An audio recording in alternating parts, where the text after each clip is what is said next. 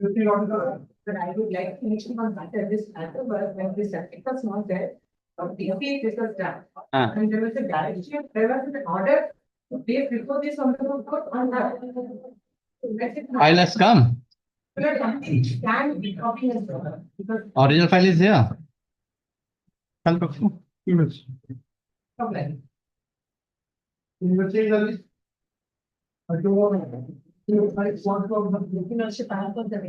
Yes. My senior is appearing on behalf of the respondent authority. Possible. Who is your senior? Sure. Where is your affidavit? 7 months have passed.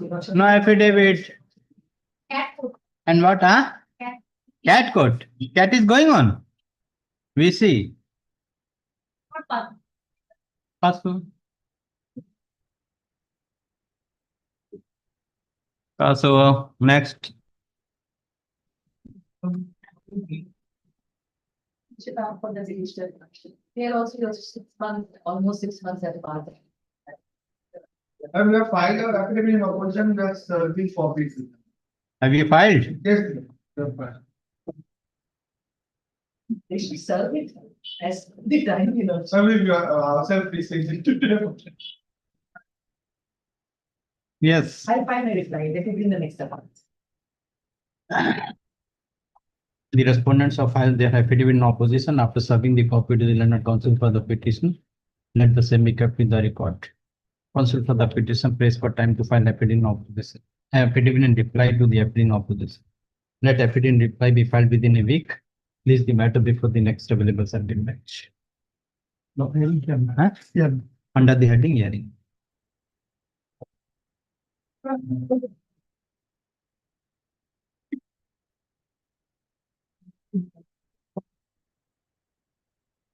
Yes. Already dated the secretary revenue as a party and asked the copy. Hmm. Party applicable. And if it's begin appearing on behalf of one and 3.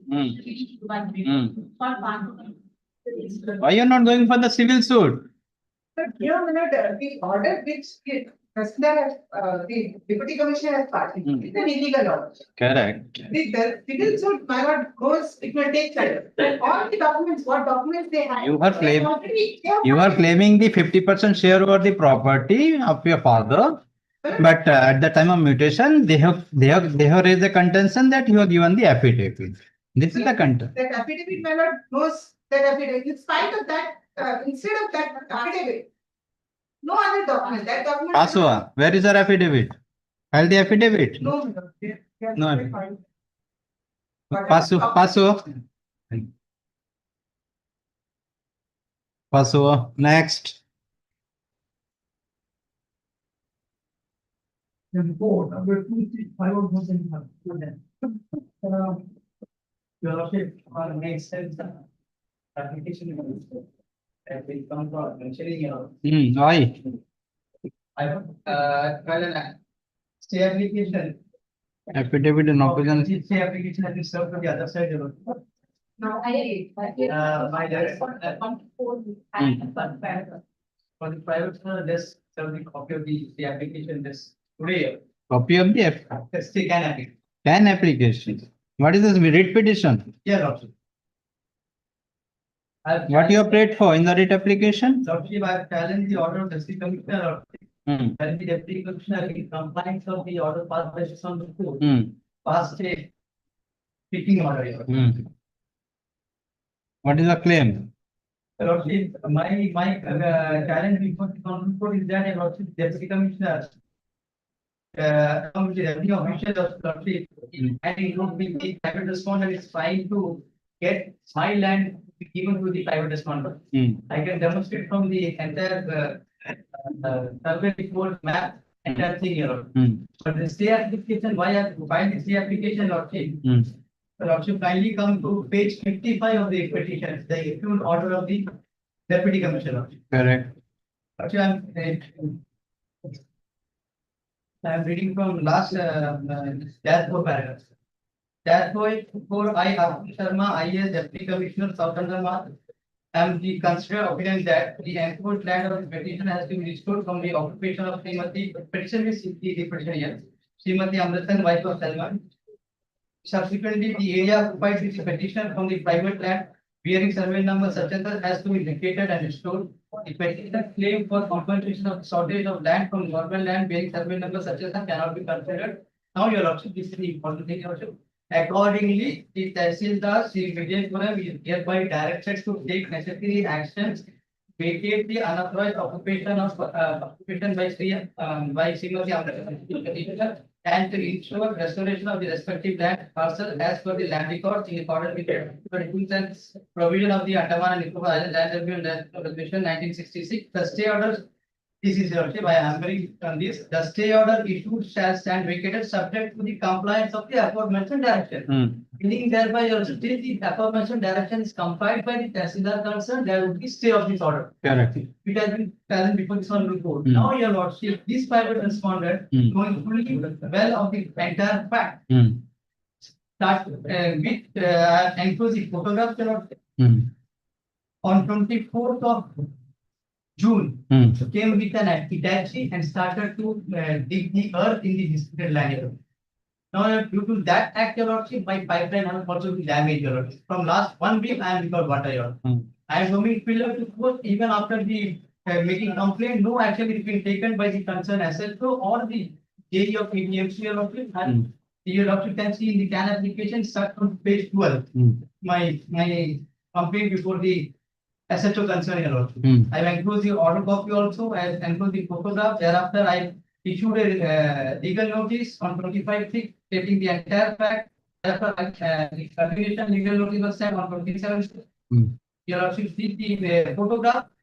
Hitachi, your lordship, I have your lordship continuing with the work, and I am putting the difficulty, your lordship. What work they are continuing? They are digging the earth, your lordship. Now, as per the impugn order, the stay order is still continuing, and the impugn order is before the court. This private respondent is having no respect of the order of the stay order of this honorable court, your lordship. Stay order passed by this court. No, your lordship. I have just read out the order of the impugn order of the deputy commissioner, wherein deputy commissioner is directed to Tehsildar to comply certain direction. Correct. So how the private respondent is concerned? Private, I your lord. This case is not against the private respondent. Sir. Where is that? Lordship. Sheila Varghese was the deputy commissioner. No, sir, I have made private for the party concern.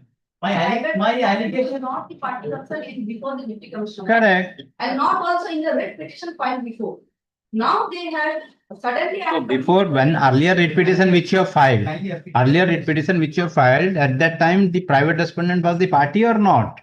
No. And before the deputy commissioner, the private respondent was the party or not? No. No. The deputy commissioner has passed an order admitting that you are the recorded tenant of the survey number 3145, area 2265 square meter, but you are only having the 96 square meter. Correct. 25 square meter is drain, 44 square meter is under the occupation of Amrithan. Okay.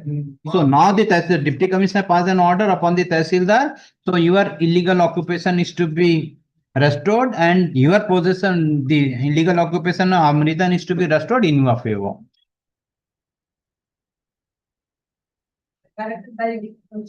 Where is the 39 square meter? 39 land survey number 4139, 3143. Your survey number does not pertain. Area of restriction has been brought upon an area of 39. Correct. Where is recorded? So the petitioner has encroached upon an area measuring 39 square meters from land bearing survey number 3143, which is recorded in the name of Sri Ashmukh Mehta. Additionally, the petitioner has carried out illegal earth cutting development activities and fencing over government land bearing survey number 319. They have encroached upon the government and they have taken out the illegal. Yes. The demands of the petitioner was that before the Delhi authority, the petitioner initiated complaint. Was that your lordship in conjunction with the Delhi staff? The private responded to the lordship and Delhi staff, possibly the petitioner, part with this recorded land as well as the land which is occupied by since now. This complaint was made to the revenue. Now, Your Lordship, the revenue authority did not take any steps, and they time and again went to the house of the petitioner and forced the petitioner to succumb to the illegal demand of the private respondent. Now, Your Lordship, meanwhile, what happened, Your Lordship, the sub-divisional magistrate also visited the spot and a survey demarcation was conducted, where from it revealed whether there is a survey report and the map, Your Lordship, the entire land of the private respondent has been occupied by the Port Blair Municipal Council and they have long back constructed a community for it. This report has not been challenged till date by any of the parties concerned. Correct. Now, Your Lordship, after that, Your Lordship, kindly appreciate, this fact was only came to know by the petitioner during the proceedings before the Correct. now this honorable court is to pass an order in the writ petition. Directing the deputy commissioner to consider. Consider, if the commissioner, Your Lordship, issued the notices to concerned parties and the impugn order was passed. Now, while passing the impugn order, the deputy commissioner totally ignored the entire survey report and the map which has been given, stating that the land of the private respondent is not at all in the occupation of the. Have you filed the objection against the report? My land has been kindly appreciate, Your Lordship. In that report, Your Lordship, Correct. surveyor and the surveyor given that the land of the private respondent is not enclosed by the petitioner. No land has been enclosed by the petitioner. Rather, the land of the private respondent is in occupation of the Port Blair Municipal Council, who has long back constructed a community hall there. Now, Your Lordship, this fact, this is the actual fact. Now, they are when these private respondents as well as the revenue staff went upon to give my land as well as portion of my access land, recorded land as well as access land to the private respondent. If Your Lordship comes to the order of the Tahsildar, Your Lordship will see. It's a can petition है can का है? The Integrity Commission, Your Lordship, there is a direction for affidavit of opposition that they file the affidavit of opposition. You filed the can? You filed an application? Yes, can. Where is can? It has not come. It is listed. Yes, where is the can? This no can? What you prayed for? Interim order? Status quo, Your Lordship. Interim order? Yes, status quo, Your Lordship. My lord, cannot done. Why? As per Once the deputy commissioner has passed an order directing the Tahsildar to take appropriate, who are you to go and take the possession? That is my concern. Who are you? if It is the Tahsildar has to submit the report, he has vacated or not. You taking the benefit of the deputy commissioner, how you go with the machinery and started digging the earth. that 39 square. Yes, I have gone through. That's why I'm telling. I am not telling that. Deputy Commissioner conducted the proceedings, called for the report. Report find that he is in occupation 39 square meter of your land. Now one came to. Correct. The report. Correct. That report is passed against me. And that report is also false, that I can show, because the community hall. No, that is different. You are not before. You have not challenged the order. So now he has challenged. Correct. So if you are also challenging the report, let the status quo be passed. He is saying, that as per this person, 39 square meter is my recorded land. It is in my. Correct. It is your recorded land, but the deputy commissioner not directed you go and take the possession. Deputy commissioner directed the Tahsildar to take its appropriate step for restoration. Tahsildar has not done anything. How you can directly go and take dug the earth and taking possession? Okay, if you're not digging that, then I am passing the order. That year, but I want to clean my land, but that portion of land. But if the land is in occupation, if the land is in occupation of the petitioner, as per the report, how you can clean the land? So that's why I am asking with regard to that portion, you have been restrained. Okay, then I am passing that order. 39 square meter, my lord can pass the order. Correct. Upon that, but the remaining area. Remaining area, the court is nothing to do with that. Only with regard to 39 square meter, which is the subject in the deputy commissioner's report.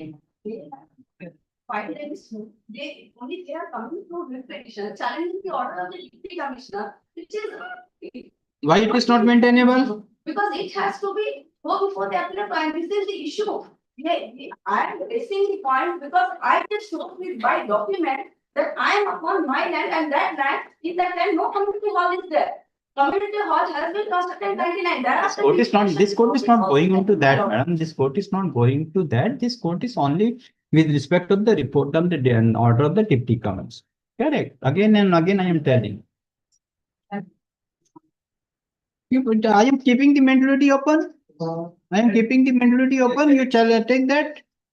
I permitted fight my own. Correct. I am keeping the mentality open. You whatever and directing the you file your affidavit in opposition till the disposal of the suit and disposal of the writ application. The interim or the order passed with the deputy commissioner shall not given any effect. And where to this one and they just saw that they are talking. Photograph has been taken. The petitioner has filed the present writ application challenging the order passed by the deputy commissioner dated 21st of April 2025 in file number 40/WPA/LC/2024/2076 wherein the deputy commissioner has passed a direction upon the Tehsildar to take necessary action to vacate the unauthorized occupation of Srimati Amrithan and the petitioner and to ensure restoration of the respective land parcels as per the land records in accordance with the applicable rules and provisions of the Andaman and Nicobar Islands Land Revenue and Land Reform Regulation 1966. Full stop. In the said order, it is also mentioned that the stay order issued shall stand vacated subject to the compliance of the aforesaid direction. Full stop.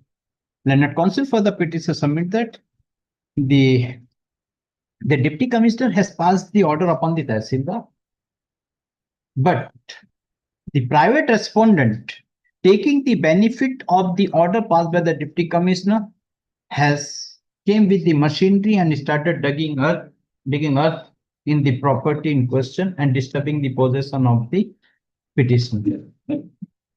Full stop.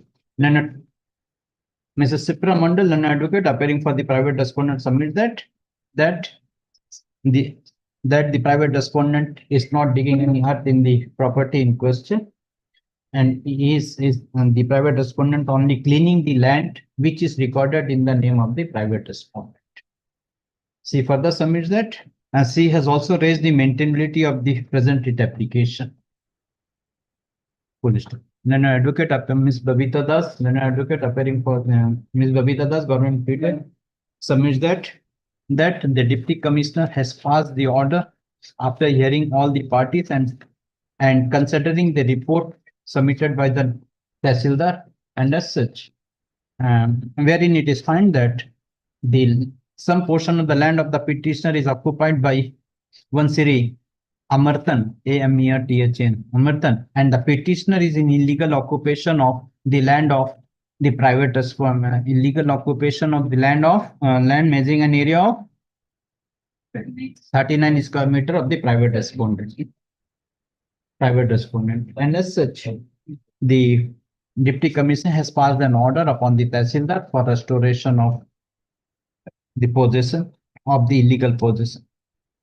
Pass an order for taking necessary action for evicting the illegal occupier from the aforesaid landed. At the learned counsel for the respective parties, this court finds that the petitioner has challenged the order passed by the deputy commissioner dated 21st of April 2025. Fine. It is the allegation that the private respondent taking the benefit of the order passed by the deputy commissioner had started digging earth in the land of the petitioner, which is in occupation of the petitioner. Full stop. The the deputy commissioner in the impugn order has directed the Tahsildar for taking appropriate steps to vacate the unauthorized occupation of one Srimati Amritan and the petitioner. The deputy commissioner has not given any direction upon the private respondent to take possession. So motu. Considering the above, this court find that the petitioner has made out a prima facie case and balance of convenience and inconvenience in favor of the petitioner. Thus, the operation of the impugn order dated 21st April 2025 is stayed for a period of 4 weeks from date. The parties are directed to file their affidavit in opposition within a period of 2 weeks. Reply, if any, there to be filed within a week thereafter. The mentality of the writ application is kept open. The can number 1 of 2025 disposed of. 4 weeks after completion of the aforesaid period, placed before the appropriate circuit bench. Next. Five, you are in 425. But I enter for the petition. For the response. Yes, what is the matter? The bail application, the NCR needs to be called. Mr. Kamaka, this court has rejected the bail application on February 2024, directing you to complete the trial by 8 months. Correct? But how many witnesses have been examined till date? This. I am on the. Mayaband court has to dispose of. What is the duty of the Mayaband judges? But this is of this, our sessions court. This is of the Blair court. Yes. Then you are responsible. Then you are responsible. How many witnesses are there? We are doing yours. What doing? Witnesses present. And all are circumstances witness. Not circumstances. Then what the 164 will do for circumstances? Report. 3 witness of the 164. What the witness of 164 will do in the circumstances evidence? It leads to more. Can I give the microphone? As per prayer made by Learned Public Prosecutor, case is adjourned. Let the matter appear on 7th July. Okay. Come with the CD. Hello.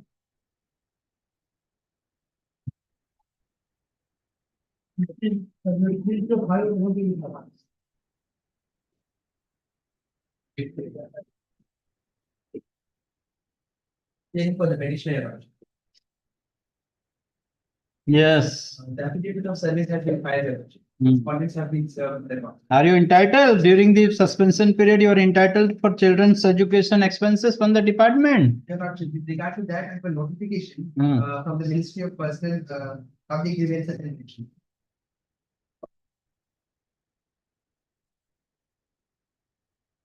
Para T may be broken. Para T. T. But the last thing.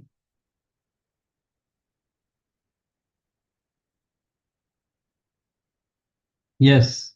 The children education allowance or hostel subsidy shall be admissible to a government servant while he or she is on duty or is under suspension or is on leave, including extraordinary leave. Provided that during any period which is treated as dies non, the government servant shall not be eligible for the CPA hostel subsidy for that period. So I am disposing of directing authority to consider a case within a period of 2 weeks or 3 weeks, whatever it is, but taking into account of this notification. The petitioner has filed the present application praying for a direction upon the respondent authorities for release of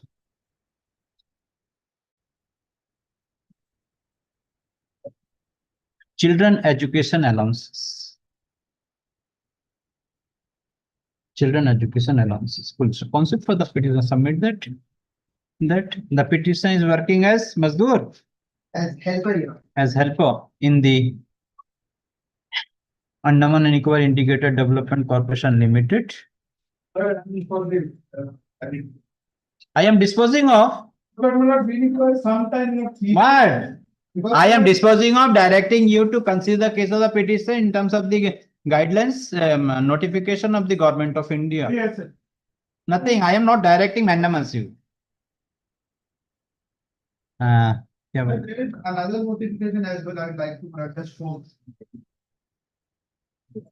what is the date of that notification? That notification is of 11 November 2008. Hmm. And what is the second page in the point number 7, these are answer to certain questions. Children education also shall be admissible to the government while he is on duty. Yes, same thing. Same this it says. These are 2018. But Kindly see the last one. Yes, you get it satisfied himself first. Paragraph T, last page, paragraph T, the same thing. Or I can pass it mandatory direction. somewhere. क्या बोला? And it go.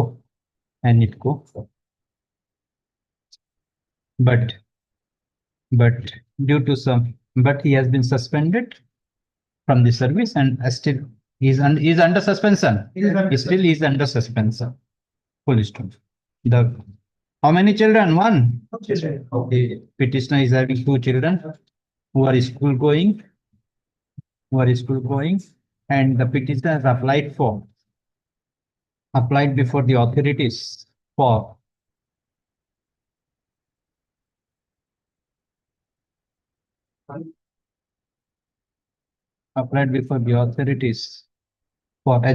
release of education expenses, education allowances of the petitioners, of the children of the petitioner.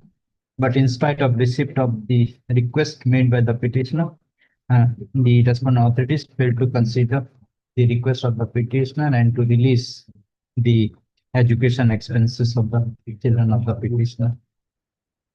Counsel for the petitioner has relied upon the office memorandum issued by the Government of India Ministry of Personal Public Grievances and Pensions, Department of Personnel and Training, dated 16th/17th July 2028, wherein it is clarified that paragraph T set out, clarified paragraph T.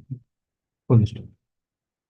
Then the counsel for the respondent has relied upon the office memorandum dated 11th November 2008, wherein in the said memorandum also it is mentioned that the children education allowances or hostel subsidy shall be admissible to a government servant while he public C is on duty or is under suspension or is on leave, within bracket, including extraordinary leave, provided that during any period which is treated as diasnon inverted,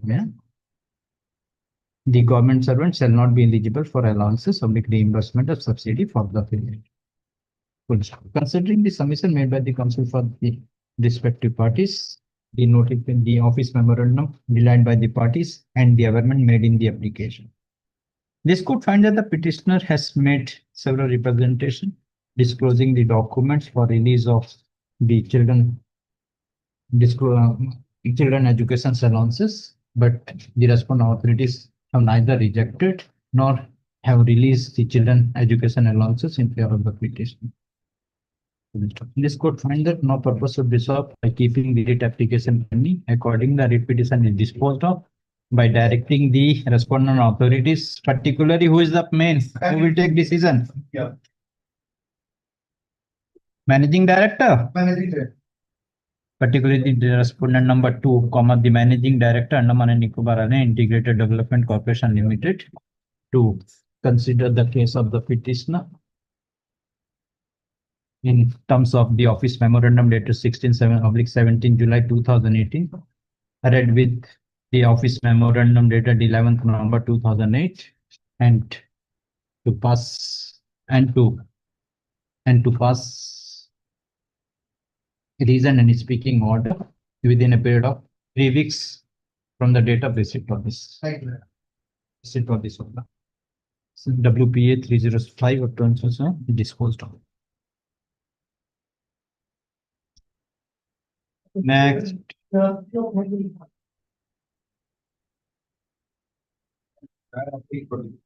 Yes.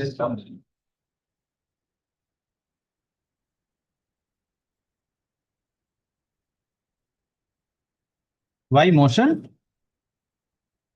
First time? Why motion? Motion में क्यों आया? Ready? Yes. Not very short issues.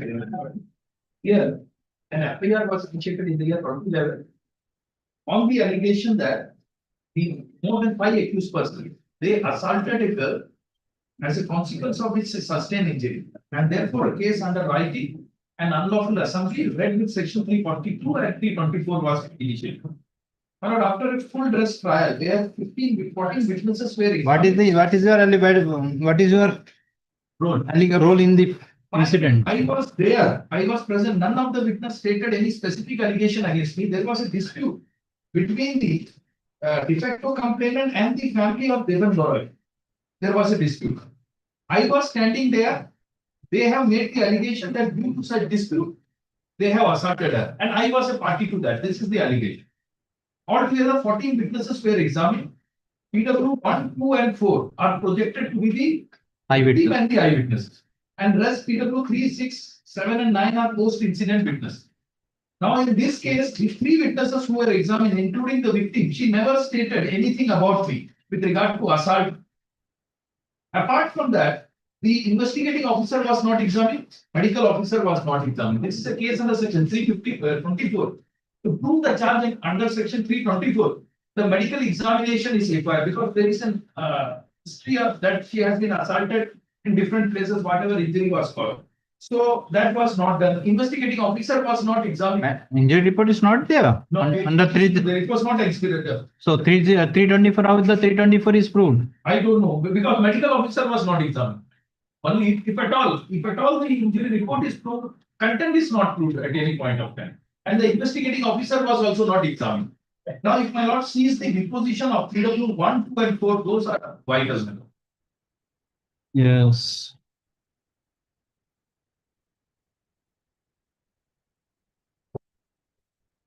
Right. Can you see from the Moving. judgment itself? Right?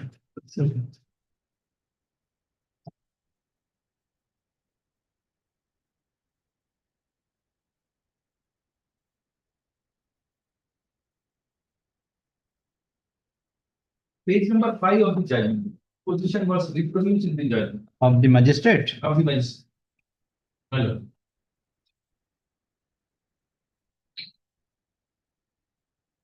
Paragraph number 13, madam.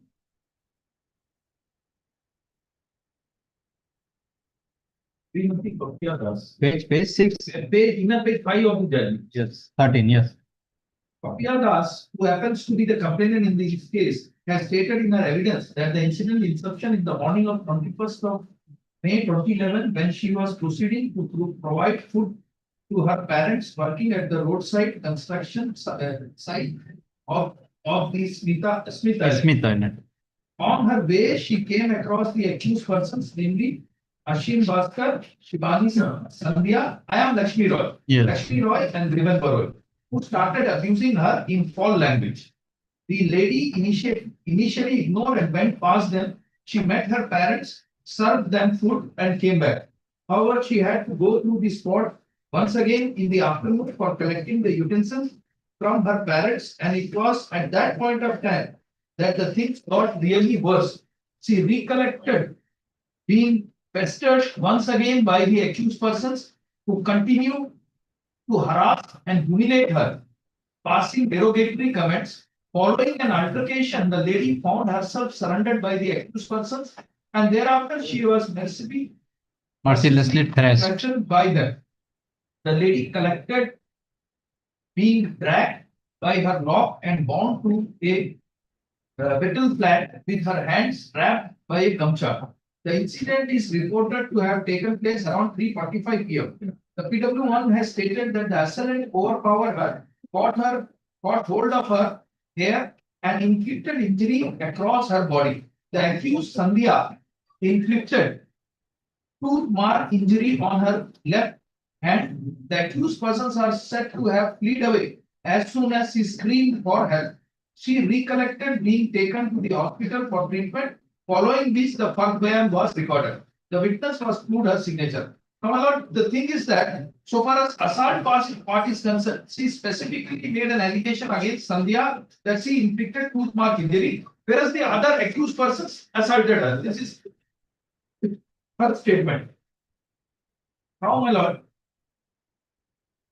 can we see the deposition of PW2, who is also a key eyewitness? She stated that para 15 is in this case who claimed to have been seen the accused persons, namely Shibagi, Lakshmi, Devon Baroy, and Asim Bhaskar, to be assaulting Papia on the date of the incident, and it was close to 3:30 p.m. when it happened. The witness has specifically mentioned that the accused Shibani bit Papia on her hand. She was went on to testify that Papia was also killed by the accused persons who caught hold of her hair. The witness has clearly identified all the accused persons by naming them individually on the top. Thereafter, in her cross-examination, she has stated that clarified that there were about 8 to 10 persons present at the place of occurrence prior to her arrival. So she said that when she arrived, by that time already 10 persons were there. Now the question arises, she was not a witness to the incident, rather she came there when already 10 persons were there. Apart from these accused persons, who were the 5 persons, whether they were examined or not, that there is no explanation. Now, my lord, I will only place the deposition of PW4, my lord, who is happened to be another key eyewitness. Para 19. It says Tanya Pal happened to be another key witness who claimed to have witnessed the entire incident with his own eye. PW4 has testified that the incident took place on such and such date.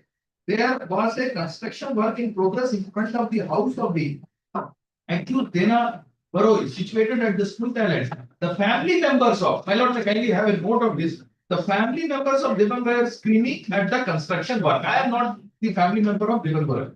It has been stated that PW1 Fakya Das was coming through the pathway situated on the backside of the house of Devan Baroi in order to provide food for her parents at the work site. At that junction, a fight took place. All the family members of Devan Baroi and Ashish Bhaskar assaulted Papia Das. Ashish Bhaskar and Devan Baroi caught hold of Papia, while Sandhya Rani, here my name is there, Lakshmi Rani and Sivan assaulted her using their hands. Shivani bit her on her hand, resulting in injury. Papia started screaming in pain and was subsequently admitted to the hospital. The incident was accordingly reported. My lord will find that the victim, PW1, never stated that I have assaulted. Specific allegation was not there, but there was an allegation she was assaulted. But this witness has exaggerated this statement and she specifically stated that I also assaulted. Now the thing is that, my lord, when the person who has been assaulted, when she has never specifically stated my name, how far the testimony of PW4 can be taken into account? These are the 3 witnesses, my lord. Now, my lord, we find that the investigating officer and the medical officers were not examined. So, my lord, I have two-fold argument. And the appellate court has affirmed the order, my lord. Now, my lord, I have two-fold of argument. First is that when there is a case under section 324, medical evidence plays a vital role as to ascertain whether the injury covered within the ambit of 324 or not. Second, my lord, so far as the Probation of Offenders Act is concerned, the Supreme Court has repeatedly said it is a duty cast upon the court to consider where the offence punishable is within 10 years. Then in such cases, the court has to consider the antecedent of the party, the social status in the society, and this all aspect ought to be considered by the court. My lord, Justice Krishnan Iyer's judgment specifically says so. So this aspect was never considered. Now, my lord, I say because of the non-examination of the investigating officer and the medical officer, my right was prejudiced because the contradictions which were taken in the evidence of the witnesses, my lord, I did not able to take the same to corroborate the same with the investigating officer, corroborate and contradict the same. Yes. So my right was infringed, therefore there is a violation of Article 21 of the Constitution of India. Mm. And since medical officer was not examined, therefore whether it is a case under 324 or not, that is not sure. Under such circumstances, no conviction can be granted or can be accorded under section 324 of the Indian Penal Code. So a conviction for all for the same offense. Same offense. Maximum punishment that is under section 324 is 6 months. What is the punishment is given? 324, 6 months punishment was given. Answer. 6 months punishment was given. You are on bail. My lord, yes, my lord, that order has been stayed. Both the orders were stayed by this court. Yes.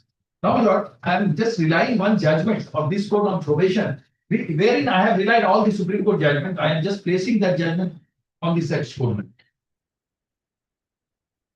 Para 2 onwards, my lord. There the offence was under section 304A.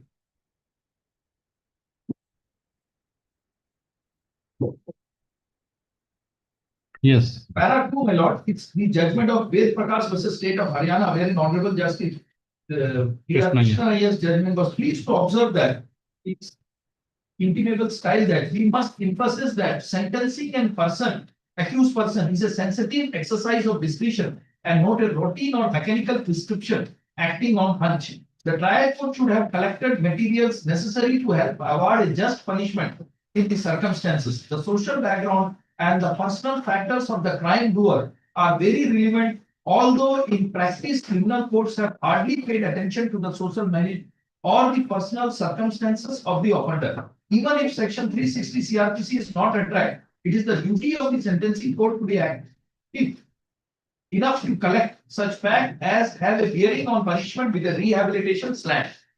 Thereafter, my lord, I have relied upon 1997 judgment, where the Honorable High Court at Bombay, in connection with criminal religion, so and so, in support that there was enough scope for the learned judicial magistrate to release. My lord, all those judgments I have relied, my lord, thereby the paramount consideration is that the court must take care of the provisions of section 4 of the Offenders Act, Prevention of Offenders Act, my lord, and section 360 while accordingly sentence, my lord.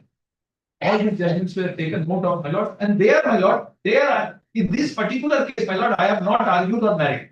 I have accepted that the offence was conviction. I have never challenged. I challenge only sentence. Yes. Here, my lord, I am challenging the conviction also. I say that this conviction order cannot sustain, my lord, because these are the 3 eyewitnesses. If my management can make some submission otherwise, but my understanding, these are the 3 witnesses on the basis of it. Okay. That's all. That's Come after lunch. that's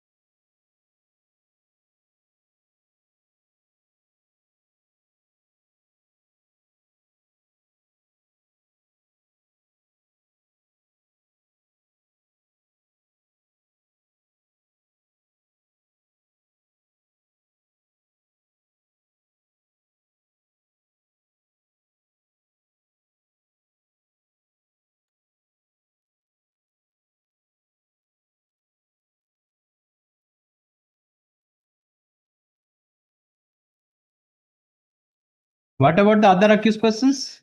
They have not prepared. The- No, they have prepared. They were in the appellate court. They were, there are.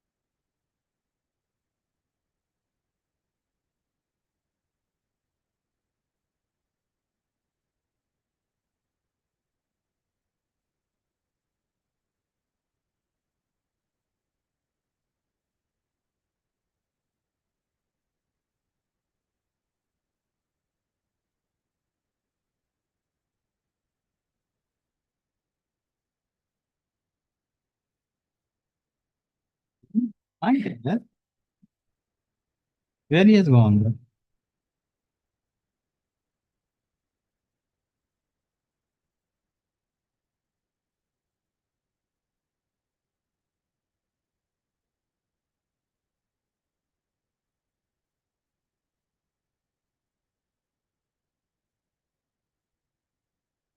Call next. Also.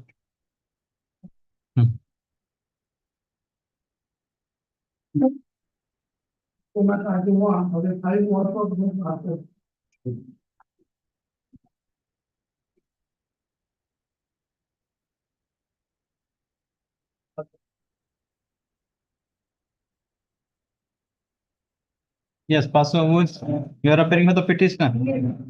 Yes, where is again not there. What? There is no decorum in the bar now. Bar is finished.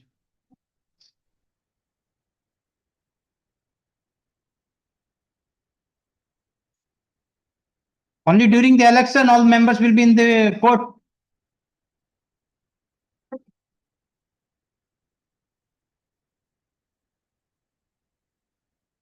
Yes, what is the matter, madam? Really, license has been issued to the vehicle instead of the land of the state. She's in occupation of that land also. And the authority has recognized her license and also the possession. Your Lordship, may kindly come to page number 11. Yes. 11 is the license.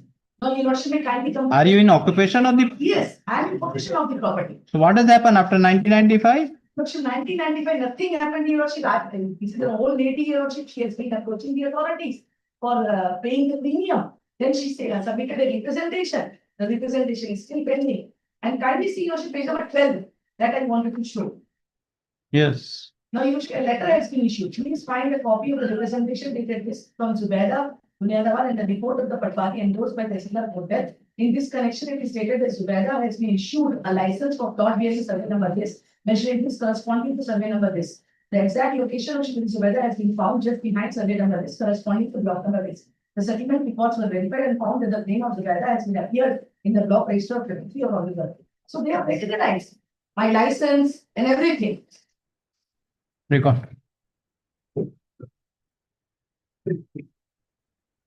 Mrs. Nag, senior advocate, submit that the petitioner has occupied the government revenue land in the year 1975. Subsequent, on 17th February 1990, the Assistant Commissioner within bracket settlement Andaman and Nicobar Island Port had issued a license with respect of the land bearing survey number 33 by 24 by 1, measuring an area of 100 square meter. 100 square meters situated at Aberdeen village under Port Tehsil, South Andaman. Full stop. Subsequent to issuance of the license dated 17 February 1990, comma, the petitioner has also made an representation to the concerned authority on 27th of December 1991. And on receipt of the representation of the petitioner, comma, comma,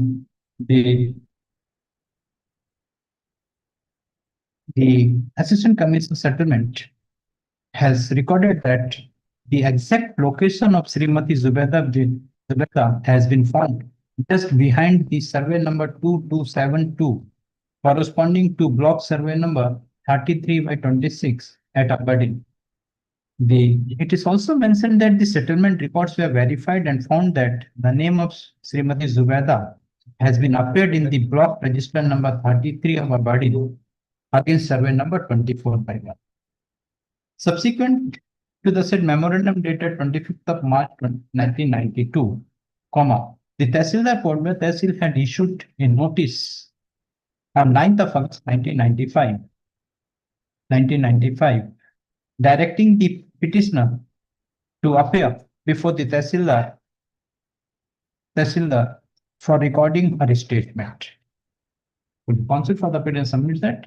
In terms of the notice issued by the Tehsildar dated 9th August 1995, the petitioner appeared before the Tehsildar and the statement was recorded, but subsequent thereafter, no steps has been taken by the authorities for acceptance of premium and issuance of the record of right and sketch map of the property in question. Counsel for the petition submitted. The petitioner has made several representation, but till date no decision has been taken by the authority. Consider the submission made by the counsel for the petitioner, peruse the materials on record.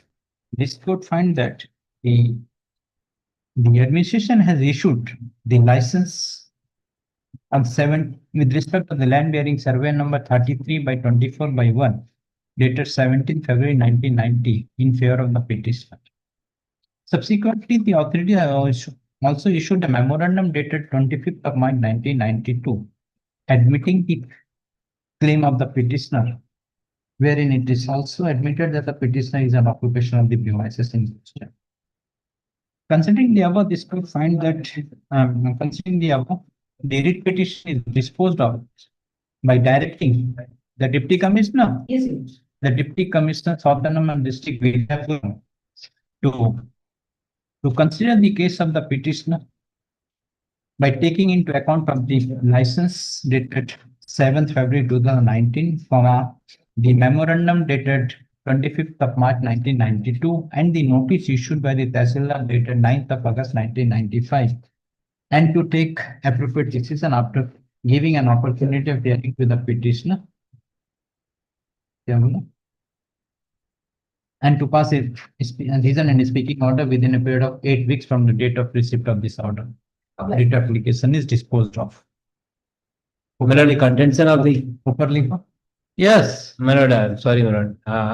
Since we have not I am used. telling about the bar, the total has gone. No, my lord. Then once your junior has asked for the time, court has passed over the matter. When the second time the matter is called, no representation, neither you had appeared nor your junior has appeared. I apologize, my lord. This you are teaching your juniors. I am sorry, my lord. For the last 1 week, I am seeing the same attitude here. I shall. Like the bar is totally finished here, or decorum is finished.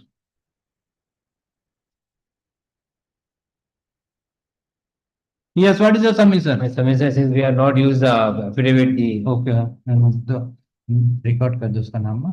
Though this court has disposed of the petition without calling for the affidavits, accordingly the allegation made therein deemed to be denied. Obliged. No,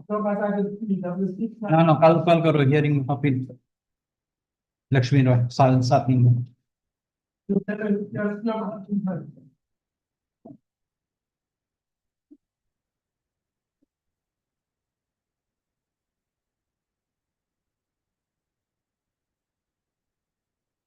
Yes. Please,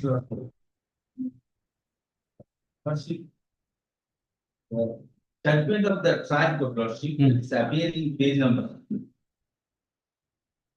after 17, page number 18. Page number is not. 18, yes. Starting judgment, big fact of the case. I will not take much time on that. I only wanted to show how the trial court has discussed regarding the corroboration of the evidence which were examined better. Time you come to the next page, that 3 of 61. Page number 3 of 61. Page 3. 3 of 61. Yes. Paragraph number 8. Yes. I will be reading. The prosecution examined as many as 14 witnesses during the course of trial, but not even a single witness has been examined on the defense side. The accused persons, namely Shivani, Sanjay, and Lakshmi, were deeply represented by the learned advocates Akash throughout the course of their trial. On the other hand, the accused Ashish Bhaskar, it is that next, Lordship. List of witnesses examined, Lordship. Next one is 4 of 61. Then the relevant portion is next one, paragraph 12. Yes. Defense claim, then paragraph 12. Then 13, the deposition of perpetrators have been discussed. The disputable one who sustained injury is the complainant who sustained injury. Who happens to be the complainant in the case is stated in the resolution that the incident inception in morning of 31 May 2011 when she was proceeding to provide food to her parents working at the roadside construction site of the site. On her way, she came across the accused person, namely Ashish Bhaskar, Shivani, Sandhya, Lakshmina, and Devendra. He named the all person accused person first of all, who started abusing her in full languages regarding abuse. Cut short the matter. Oh, sir, No, I am telling. What about your submission with regard to the probation? She is the lady. Lordship, I understand. Regarding merit of the case, I will not for that reason not going into the deep of the case, Lordship. Regarding probation, it was also discussed by the time. Sure. Yes. Page number.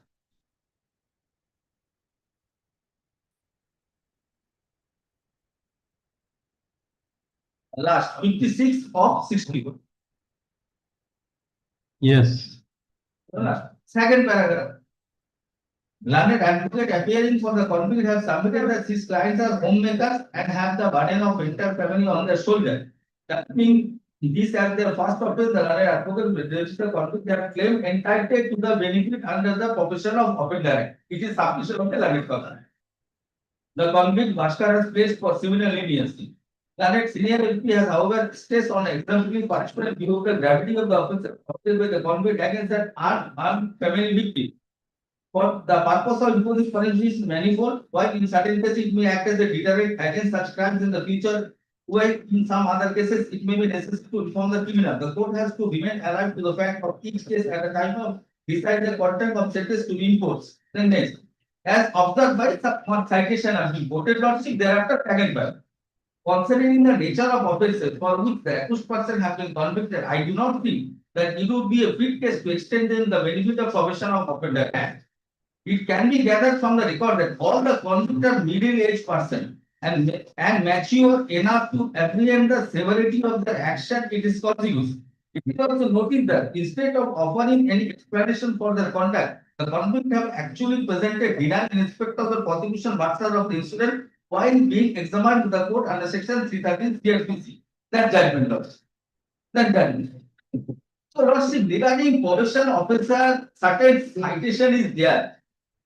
If it was missing in the trial court's conviction, it is elaborately discussed. When the submission was made, then And second thing, how the 324 can be Lordship, 324, Lordship, kindly by the teeth, cutted by the teeth. teeth by the Sipani. No, Lordship, yeah, I Teeth by the Sipani. Shivani, but Sipani. first, kindly see the entire PW2. Correct. They patch hold of by hair and all these things and tied in the Supari By Gamcha. tree by Gamcha and Sivan. They have assaulted and abused. Sivani has thin bite in the hand of the because correct.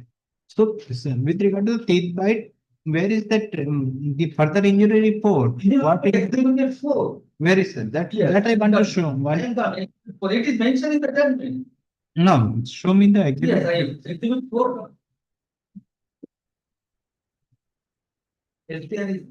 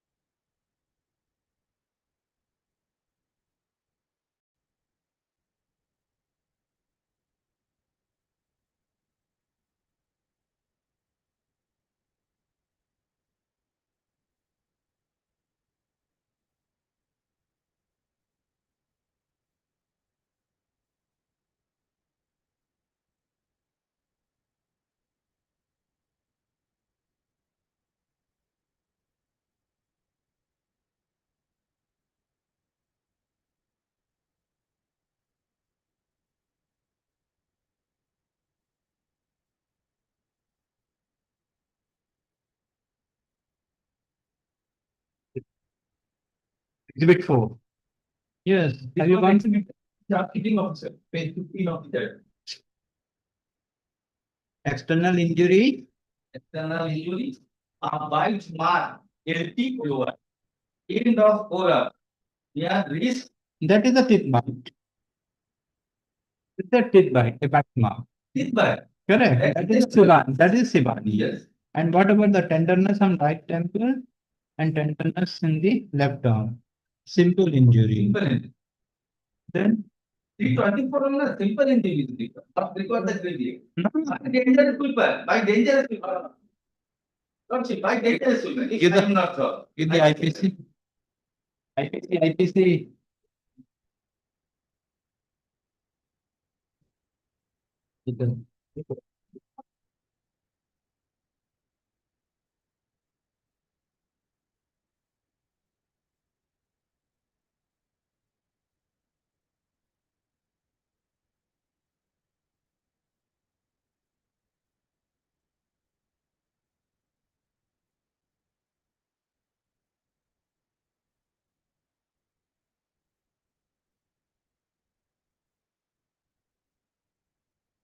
A dangerous weapon or means. Or, may I read it? Hold part. Whoever except in the case provided by section 334, for entity causing her a means of any instrument for shooting, comma, stabbing, comma, or cutting. Mhm.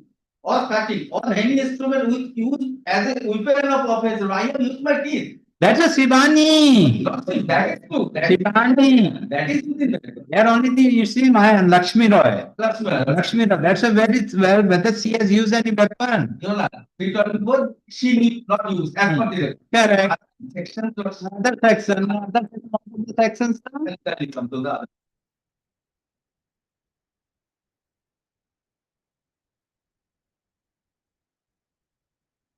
That's why I thought telling that 324.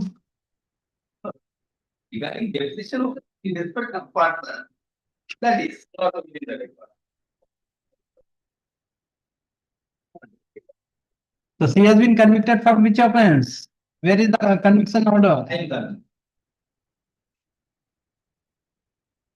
Accordingly, convicts in the so-and-so page 59. Hereby sentenced to undergo simple imprisonment 6 months for having committed an offense 320. All 324, including Sivani, including Maya,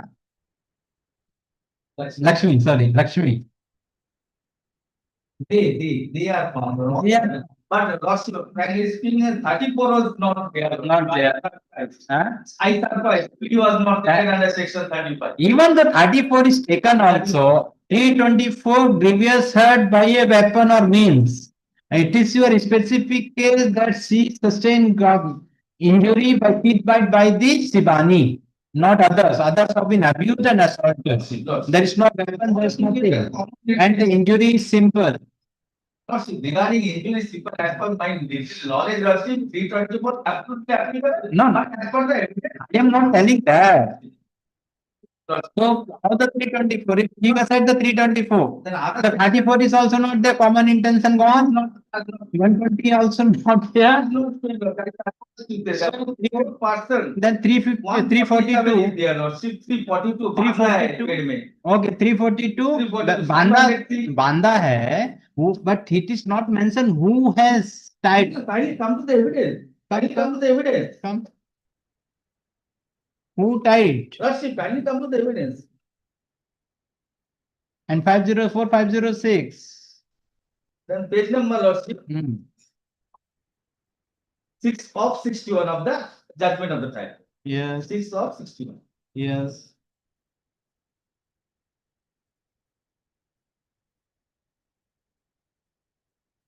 Yes. Start.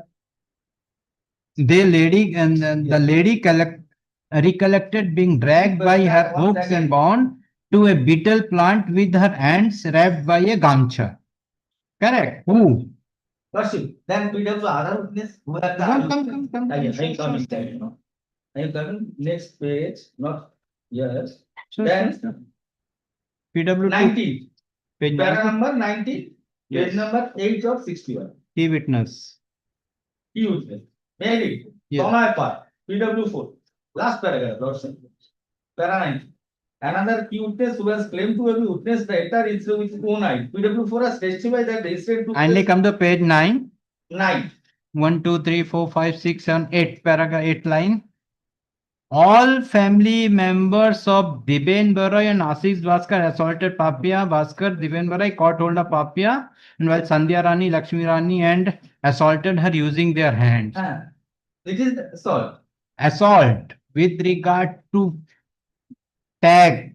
Tag in my victim state. Where Lordship, show me who has tag. 342. Lordship. Who tied the victim with the supari?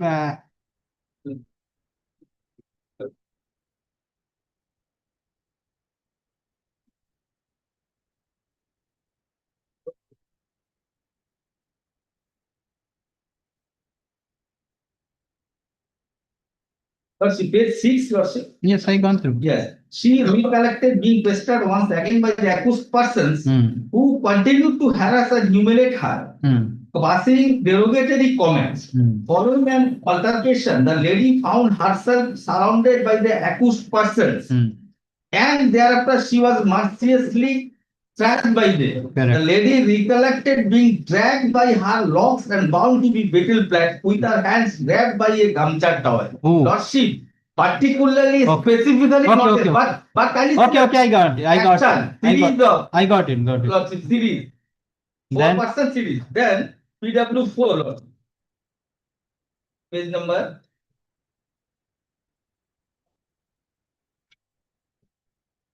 Just a minute. Key witness, that is PW4. 19. Page 19. 19. PW4. PW4. Sorry, 8, page 8. Yes. 90. Yes. My part. Happens to be the another key witness who has claimed to be a witness to enter incident with his own eyes. The PW4 has testified that the incident took place on 21 May 2011 and there was a construction one in progress in front of the house of the accused Devanbare situated at Smith Island. The family members of Devanbare were screaming at the construction workers. It has been stated that PW1 Bapedas was coming through the pathway situated on the backside of the house of Devanbare in order to provide food for her parents at the work site. At that juncture, a fight took place. All the family members of Deven Baral and Ashish Bhaskar assaulted Papia Das. Papia Das. Who are the family members? All the accused persons. Including Lakshmi. Lakshmi. She is the family members of this. Yes, all the. Deven Baral. As per the deposition, Lords. As per the deposition. Whether Lakshmi Rani, Lakshmi Roy or Lakshmi Rani or Lakshmi Roy? Lakshmi Roy. We are the Lakshmi Rani, it is written. Right. So whether she is the She family. is the family member. I have to. How? No, I have to see. Okay. Then. Then all the family members, Devan Bore, Bhaskar, Ashwin, Babita, Ashish Bhaskar and Devan Bore caught hold. Ashish Bhaskar and Devan Bore caught hold of Papiya. That's why Sandhya Rani, Lakshmi Rani and Shivani assaulted her using their hands, including all the names Lakshmi. Shivani beat her own on her hand. Shivani stated, corroborative evidence, Shivani. Resulting in injury, Papiya started screaming in pain and was subsequently admitted to the hospital for treatment. The incident was accordingly reported to the peer. The witness has been able to identify all the accused persons who were present inside the courtroom on that day. Then discussed about the cross-examination. Where is the tying of the lady in with the supari tree? Timing as per this. Tying. Time. It is not stated by this. It is not stated. Then another eyewitness. That is next page 10, paragraph 22. My respectful humble summation is that I see the act of series of it. Yes. Sometimes in Page 10. Yes. Paragraph second, 21. Pradeep Das, PW5 claiming to be an eyewitness of this case. Yes. Has testified that the incident took place on 21 May 2011 around 3 to 3:30 p.m. on the land of Devanbari, which was situated on the backside of the house. He recollected being engaged in the construction activities while the accused Sunday emerged at the work site demanding immediate session over. She was supported by the accused Ashish Bhaskar, who came to it carrying an order from the court. Following that intervention, the work stopped. After a while, he heard scream "Bachao, bachao" and rushed to the spot. Following the source of sound, the witness came up the PO and saw the 5 persons, namely Ashish Bhaskar, Deven Baru, Sandhya, Shivani and Lakshmi, to be assaulting Papiya Das, corroborating with a PW2. They were seen to be pushing Papiya. Sandhya and Lakshmi pulled the hand of Papiya while Shivani beat her on her hand. Yes. Papiya thumped on the ground after being assaulted. The accused person ran away on seeing him on the victim's Papiya was recovered lying on the ground. The witnesses admitting. So now here the Papiya fell down on the ground instead of the supari tree. No, after supari tree, she never stated that I fell down on that. But that's why here the case, here the PW5 is not stated with regard to tying her with the supari tree. Here the assaulted.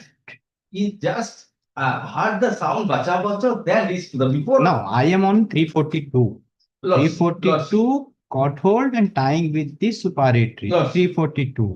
So the victim stated in her evidence, and there is no evidence further that she has been tied with the supari tree. But the other evidence assaulted and she fell down on the ground. 340 to 324, 342 is not there. There is no other witness to corroborate the victim version. Yes. To corroborate the victim, it is admitted position. So Gamcha was seized. Gamcha no. Gamcha not seized. So how she has been tied in the supari pit? I will not ask the question whether supari pit is seized or not. Then Lordship, actually a lady who sustained injury, some more than 4 persons attacked, assaulted, abusive words, series of act specifically not possible a lady that who, how, mode of assault. But there is a evidence corroborative as well as the sole testimony of the victim. The trial court came into the conclusion yet without any major contradiction. There are some discrepancy, but there is a found the trial court that there is a good evidence. For that reason, the trial court has convicted the accused persons, and the first concurrent finding, entire evidence has been scrutinized by the appellate court, Your Lordship. I found, I pray, this court has nothing to interfere with the order. This petition is viable. Thank you. Thank you. Obliged. Not only one thing, in the judgment which I relied, there also the Lana trial court had taken into consideration section 4 of the provision of the paragraph 7. But that was not the consideration with the Supreme Court side. That is. No, that's hearing concludes, CAV. Much obliged. Thank you for both of you.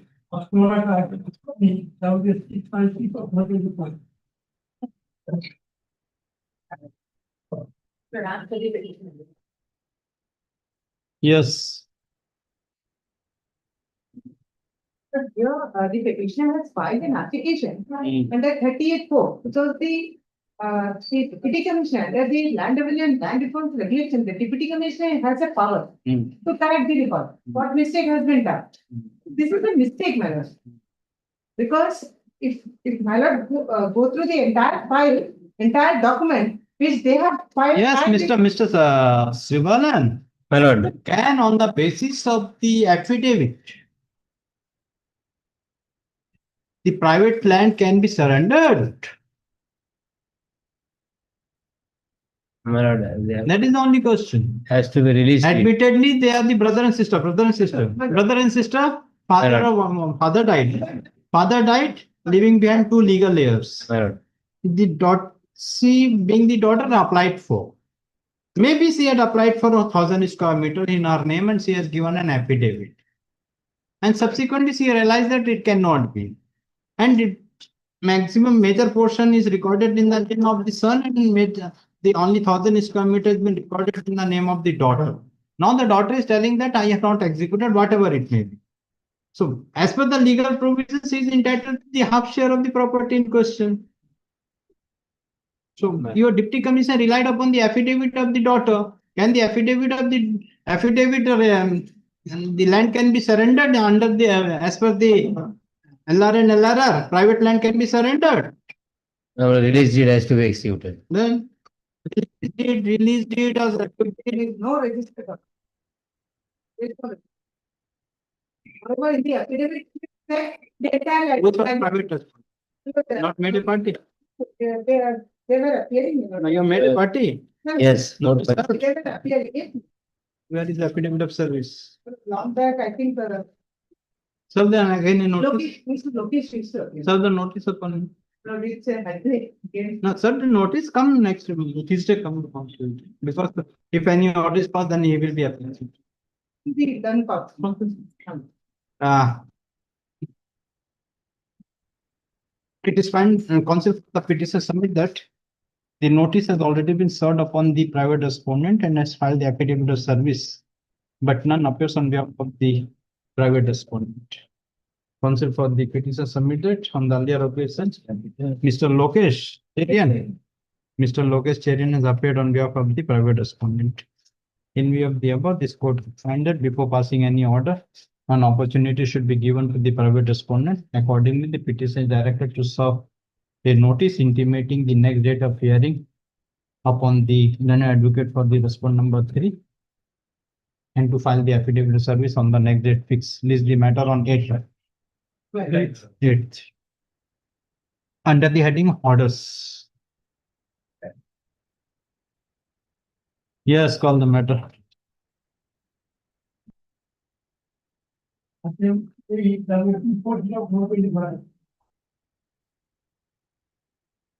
Item? Why 8? 6 का 7 कहाँ गया 7 हो गया यो 6 बोला वो ये को 6 dispose of okay item 8 yes Worship, the issue here concerned is with regard to the reference of industrial dispute to the. yes Mr. Chakwati, have you gone through? Yes, my lord, the department is saying they have given reasons, but if my lord, because this may not be strictly in terms of 12.5, because 12.5 they have to either say there is a dispute or not. Correct, that's It's an I'm telling. administrative exercise, you can't You give the. you cannot decide the claim. Yes, yes, so my lord, if it comments your lordship, my lord, can be demanded, my lord, so they have to exercise. So I am setting aside the department in the authorities directly to take appropriate, but sending the matter to the labor court.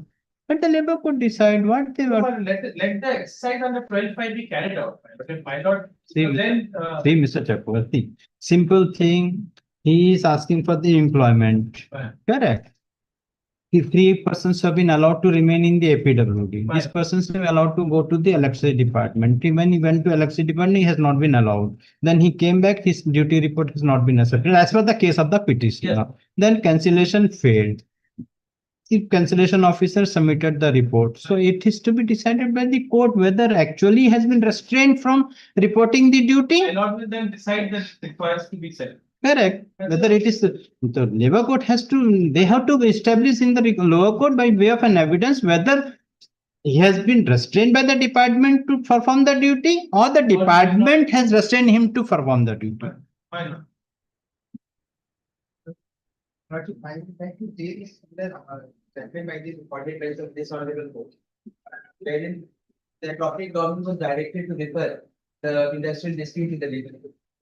The ambit of the appropriate government is only with respect to formulate an opinion whether there is an industrial dispute or not. Correct. Once industrial dispute is admitted, then the duty of the appropriate government is to refer. The application of 12.5 is very restricted. Yes. Your Lordship, I mean, the impugned order, page number 46, they have admitted that there is an industrial dispute. There is no denial, but they have decided that you are not entitled for this. What is submissions made before the consulting officer, you have submitted that I have not reported. That's it. That You is. have been called for it. That is the reason, but it might be wrong or right. I have. If that be so, that the conciliation officer could have been given the reason. Yes. He could have been decided that, but he has not decided. The petitioner has filed the present application challenging the communication dated 16th January 2025, wherein the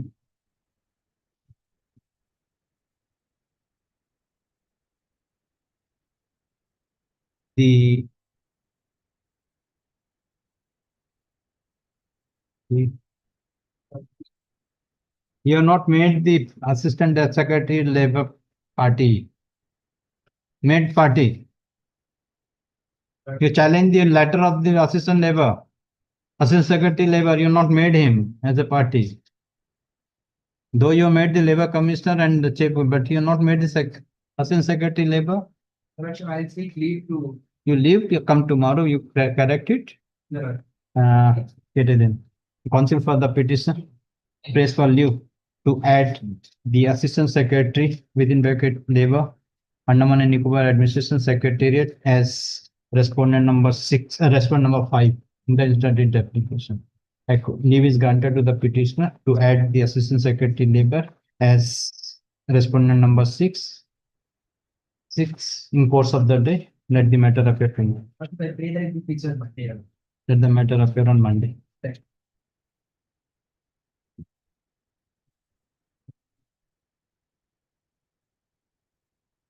Been taken up. Bringing Mr. Shiva Balan to court is a big task. There are matters, 5-6 matters, very short matter. I can proceed. Take time. Can remand it back. Very short. I will not take 5 to 10 minutes. रखो दे दो 12 number. Which one? 13. Bunch of 13 to 19. 13 to 19. One matter for 20 takes. अभी नहीं पास हुआ है. पास हुआ है. Item 13 दो.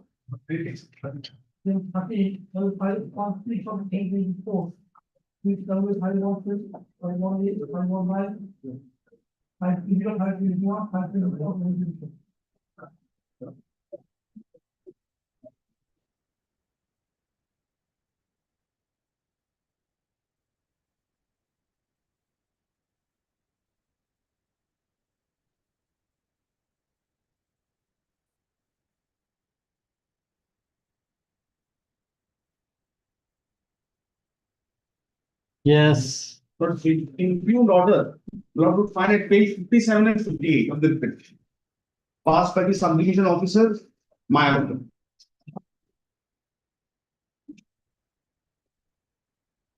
Yes, 57, 58. 58 is the operating portion not would find invoking regulation 152. Resolution. Resumed. Resume. Not kindly see that in a very mechanical way this is being done. There are several grounds raised. There is a suit pending which was filed before the order being passed in respect of self-same property at Mayavandar Court. Status quo has been directed. This was informed to the SDO. That suit is there, status quo is there. Even then, subsequently, this order dated 8 October 2022 came to pass. Now, I'll just show the first status quo order passed by civil court, which is at page 60. Order is dated 27/9 22. Subdivisional officer is not a party to the suit. That's why he has passed an order. No, that's right. That's The why- property is one and Okay, okay. I'm no remedy. Where is the order? Order Morocco fine at page 57, civil court order is at page 60. Is 60. And the operating portion is 62. The parties are ever directed to maintain status quo with respect of the right, title, interest, The possession. order was passed, my lord, on 27/9/22. That is before the impugned order can be passed. This was informed to the SDO, my lord, would see page 63. The subdivision officer was informed that since this status quo civil court is in the decision of the matter, kindly do not pass it on. So what has happened now after 28th Since it's October? still pending, impugned order is extended. It's I think extended, it's it's next still day. there. Yes. I'm appealing them, Lord. But that apart, 152 of LR, my lord, kindly see. First and foremost ground to challenge this 57 and 58 is certain adverse material were collected, reports were collected. I'll just refer regulation 152 first, my lord, of the regulation 1966.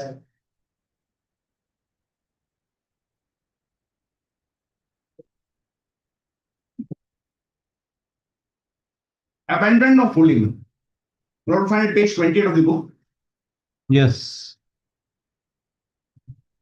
Yes. Where during a period of one agriculture year, an occupancy tenant or a non-occupancy tenant does not cultivate his holding or leaves the locality in which he usually resides without making an arrangement for cultivation of holding, or the grantees does not cultivate the holdings given under the grant or leaves the. You are not the grantee. Not grantee. It's A. It's 151A. Yes. Then the subdivision officer may, after such inquiry as he deem necessary, take possession of the land comprising the holding and arrange for its cultivation and keep the letting it to for a period of one agriculture at a time on behalf of such occupancy tenant, non-occupancy tenant or grant.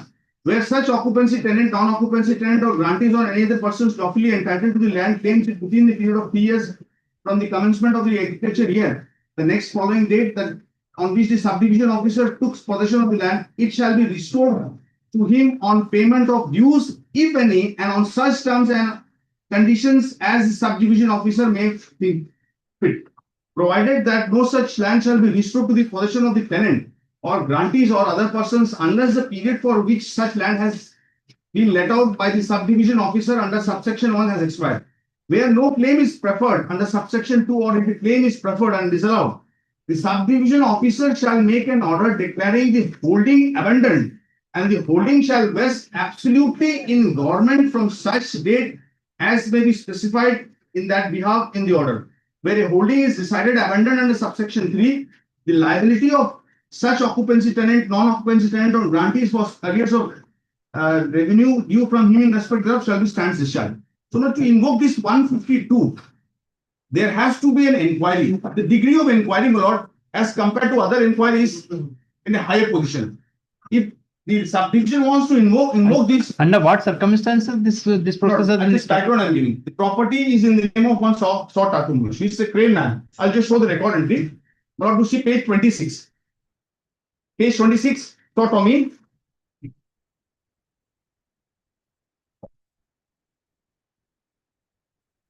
Now to see Saw Tommy. Yes. He left this island for good reason. Yes. Before leaving this island, he has entered into an oral agreement with my client's deceased father. So suit has came to be filed, where the status quo has been passed. But we see the next page, right on page 27, land revenues are being paid regularly. Electricity bills are there. As a caretaker, the properties have been taken care of. And I'll show few more documents. So against whom the land was resumed? The land is in the name of the Saw Tommy. Yes. Saw Tommy is not here. He was given no notice, but I'm being put into possession by Saw Tommy. Okay, you are in possession. Yes. But the resumption order is to be passed from the tenant. Absolutely. It is to be, tenant has to be given a notice. Tenant has to give a notice. And despite the civil suit is pending, I have thought of a specific performance of contract in respect of self-same property. Status quo was prevailing, lordship. The day when the impugned order was passed and the order of status quo, not see the dates. I'm possessing it, I'm doing the cultivation. And with Yes. very mechanical manner, the impugn order. So Two this is pages. the allotment order, so you are paying the land revenue, so Tomin is not in the island. Yes. So you are in occupation. And not the provision of 152 is not a mandatory.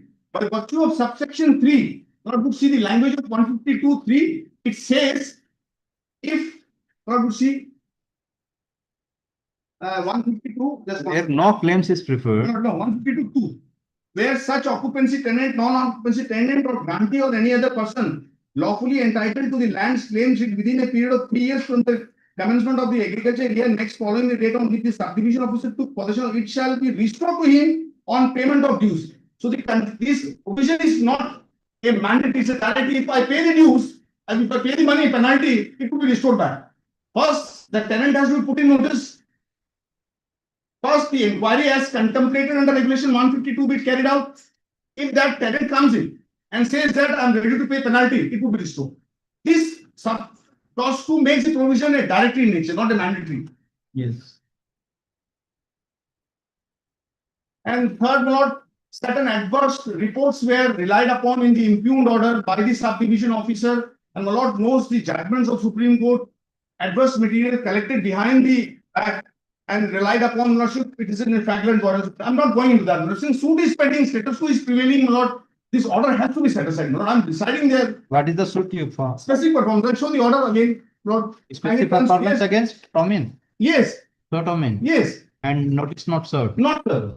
Even if it's not served, not knows. What is the stage of the suit now? So it's at the stage of SR. I have to take order 520 application. And you have taken the plea before the subdivision of? Yes, I've shown, can you see? My notice at page 63, before the impugned order could be passed, 3rd of October 2022, I have informed subdivision officer, suit is pending. Despite that, the impugned order has been passed on 8th of October 2022, after 5 days. Yes. But I am occupying it. Cultivation, doing or not doing cultivation, these are matter to be gone into by the subdivision officer thoroughly. Inquiry is not that calling a report from the concerned Tahsildar based on report, adverse report, orders are being passed. This is not the proper way to make decision-making process, Lord. Let civil court decide, Lord. If I am entitled to get a degree, I will get. But till such time, the order must remain, the property must remain in the status which was there on the date when the interim order was passed. And what is the status of the land as of now? What you are doing? Cultivation or the plantation? Cultivation I do, my lord. I have a structures there. I'm taking care of because, my lord, to see the improvement definition under the regulation for the purpose of. I'm doing it. Because they have taken the plea with regard to abandon. Abandonment. They have taken the plea of the abandon. Abandonment. Correct. And they have published the notice you have made an objection to that. My lord. But without hearing your Nothing. they have passed an order. In the meantime, you file the civil suit. Yes, my lord. And civil suit, there is an order of Status. Yes. Yes, Mr. Balan. My lord is rightly said that he has to be a occupancy tenant or non-occupancy tenant or grantee. The petitioner is none of them. So first, he has no local standing. And secondly, my lord has asked. If he is non locus standi, then where is the notice to Notice the given. Yeah. We have published. Since Publication is different. First, you have to show as per the regulation, the notice was served, is not appeared, then the resumption, the publication. Where is the my notice? lord, since he has abandoned the land, in the daily Abandon says that in the daily telegram, we have given public notice. abandon. What is the meaning of the abandon? He has left Land the is land. lying vacant. Yes. Nobody is taking care of it. Yes. It is lying as it is. Yes. Correct. Yes. Once they are claiming that they are in occupation of the That is property. their claim, my lord. Where is the decision? Where is the decision of their claim? It is not the abandon. Then you made a false. Where is the finding of your sub-regional officer? Where is the inquiry? Any report is called for. My lord, yes. Where is the report? As per the report, my lord, the revenue field sub report, paragraph 5 Page of my opposition, page number 2. of your opposition. Yes, my lord.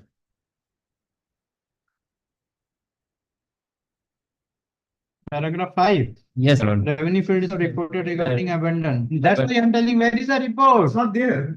Where is the report? It is an affidavit. Where is the Yes, sir. report?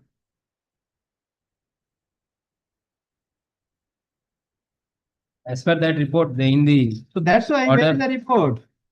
Inquiry is to be conducted. The witness has to be examined. The villagers has to be examined. The village chaudhary and is to be examined because the chaudhary is the proper person of the village concerned with regard to the abandoned land. And My lord. even the soil needs to be examined, whether the cultivation is done or not, for the That's soil why- needs to be examined. With the help of agriculture department. Paragraph 3 of the order, imping order may be seen, my lord. Paragraph 3, page Yes, madam. 55. Yes, my lord. Hmm. And whereas the local peoples and PRI of Gram Panchayat Rampur Hmm. have also stated on record that the recorded tenant Sri Saw Tomin has left the Latau village and Gram Panchayat Rampur long back, and there are no whereabouts of him or his family members, and that the subject land was not under cultivation since many years, and the land presently is being utilized by the villagers as playground Correct. for sports activities like cricket, football, and volleyball. Correct. So, but the land is not in the possession of the writ petitioner. That's why this stated. Where is the proceedings? Proceeding is to be initiated, sir. RC case is to be initiated. Notice is to be given to the witnesses. Examination has to be done. Then the soil report has to be called for. Agriculture report has to be called for. The deputy division forest officer has to report is to be called for the 152.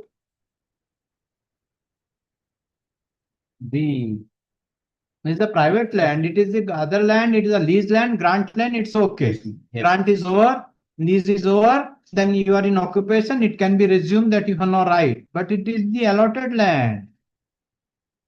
The revenue This report, short term is not there. It has to be heard.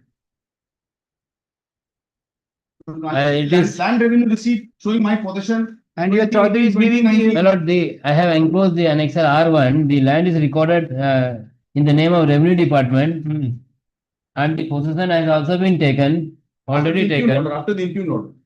After the impugn order. Already taken. Already So taken. the land is not occupied by the petitioner, my lord. That is in violation of the civil suit. No, SDO records in the order. About the That's status code order. Civil suit At order. page 58, can you see page 58? Second Yes, I have paragraph. gone through. Yes, SDO said that civil suit is pending. Status code is operating in the field. Civil suit, status quo order. In civil suit, the authority is not a party, my But he lord. had the knowledge. He has informed that. You had the knowledge with regard to the status quo order of the competent court.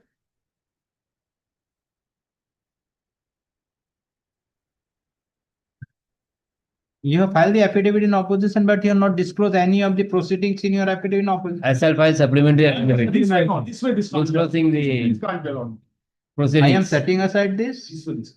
I am setting aside this, remanding the matter to the authority for consideration for giving all opportunity of hearing to the interested party of the matter and also to take into consideration of the civil suit pending before the. I'm grateful. I'm grateful. Civil suit, my lord, I say file just to take undue advantage of this. That's why with regard to this is the private land. If it is civil suit, that's what I'm telling you. If it is a lease land, if it is a grant land, this could ought not to have been interfere with that. But it is a private land, sir. Presumption of the private land under 152, there is several procedures. Have you gone through? Ms. Jinu is there. My lord, the petitioner is neither a tenant nor the legal heirs of the tenant. Maybe. That's why where you decided. Where is the reason? Where is the finding? The person who is claiming the land, not the legal heirs, not the right to title.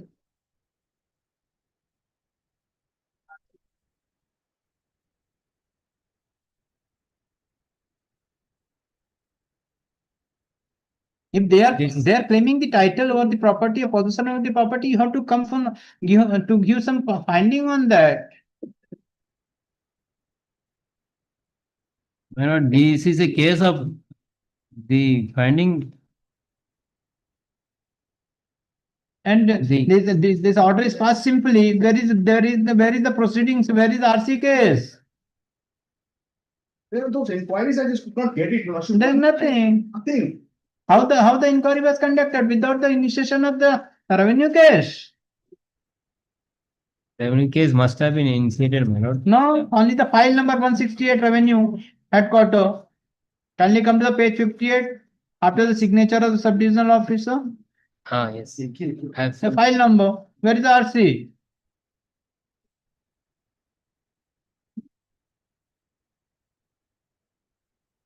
Can you produce this file?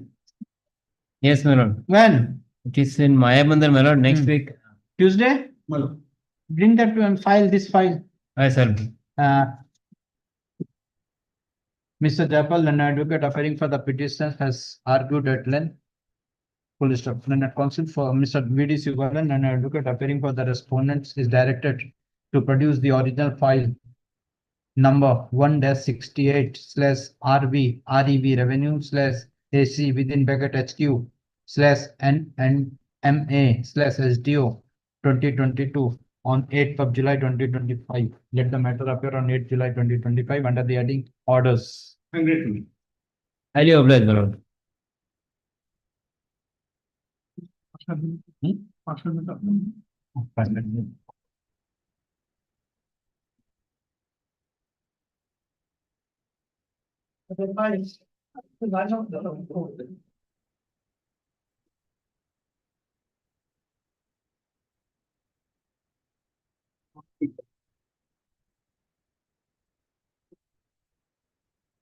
Yes, Mr. Lordship, yesterday I tried to impress your Lordship on the point the execution of the oral agreement is not proved. Yes. And at the same time, I also drawn attention your Lordship that there is a contradiction in the plaint as well as in the power of attorney. Yes. Regarding acceptance of 82,000 rupees delivery of possession. Now, Lordship. There are voice being coming from back, Lordship, matter release. The mouth of the others, Lordship, I'm saying. You will take time? Lordship, it will take time. Okay. Other matter. Item number 11 and 20 be taken up on Monday. 11 and 20. Yes. 11 and 20. What is the 20? 20, it's relating to the court fees, Your Lordship. That, my lord, MSCT matter. Acha, MSCT. I've sought instructions in that. In fact, my lord, the act itself says that rules have to be framed, and rules have been framed with specified fixed course. Let's come So on. I don't know how the district, it's a erroneous order, my lord. Come on. It's Monday. Record an order 11. As per the prayer made by the counsel for the appellant, let the matter appear on 7th July. Same order on as per the prayer made by the counsel for the plaintiff in 20. Let the matter appear on 7th July.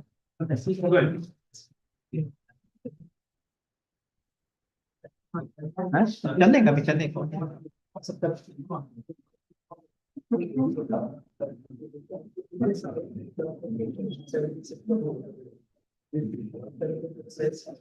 Yes. May I proceed, your Lordship? Lordship, before going into the next my points of argument, one more contradiction I want to draw your Lordship kind attention. That is appear page 3, Lordship, the plaint. Page 3. Page 3. Yes. Paragraph 3. Page 3, paragraph 3. 3. Yesterday, I also take reports of this paragraph that as per this paragraph, oral agreement is executed on May 1988, receipt rupees 82,000 and delivery of possession. This is the content of this paragraph, Lordship. Now, Lordship, page 82. Page 82. 82. 82, Lordship. This is also exhibit as 9, marked exhibit 9. Yes. This is the letter addressed to the Tahsildar, Lordship. I am coming to the first paragraph, Lordship. Sri Abhilash Chandra Roy, son of late Charu Chandra Roy, has purchased a part of landed property measuring itna out of total area itna, site survey number itna, and holding number itna. Then through a special power of attorney, on consideration of 32,000 which was duly registered in Port of Sub-Register, Mayabandar. I am in occupation of land since 22/6/88, Lordship. This is the date of power of attorney. And this is the occupation. And since electric meter connection, water tap, etc. Next paragraph, Lordship. At the time of purchase of the landed property, I was in the name of Srimati Sharati Rai, wife of Jagavandhu Rai and Nityananda Rai. Immediately after the purchase of this same was separated, and Sri Nityananda Rai applied for the sale permission, but unfortunately, this after duration of 2-3 months, so the registration of the sale deed could not be completed. Now, Lordship, the first paragraph shows that occupation is on 22/6/1988. As per this letter, who wrote this letter? The appellant to the Tahsildar. This is an admission, Lordship. Also, this exhibit come from the side of the appellant. Admitted case of 22/6/88 as per the plaintiff case. Yes. And it is also contradiction in paragraph 3. This is the contradiction with regard to oral sale. May 88. May 88. Now, Lordship, my next question, point, Lordship. Yes. Whether on the basis of a power of attorney, though it is registered power of attorney, whether registered power of attorney can put in execution for put for a specific performance under the specific relief act. This is the moot question, Lordship. Since plaintiff in plain harping upon this, not only the oral sale but the registered power of attorney. This is mentioned in paragraph, Lordship.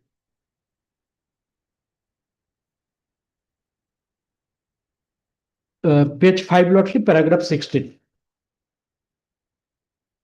By virtue of oral agreement and special power of By virtue of oral agreement and a special power of attorney, the defendant means the legal heir of the vendor, deceased Nityananda is bound to complete the transaction of sale.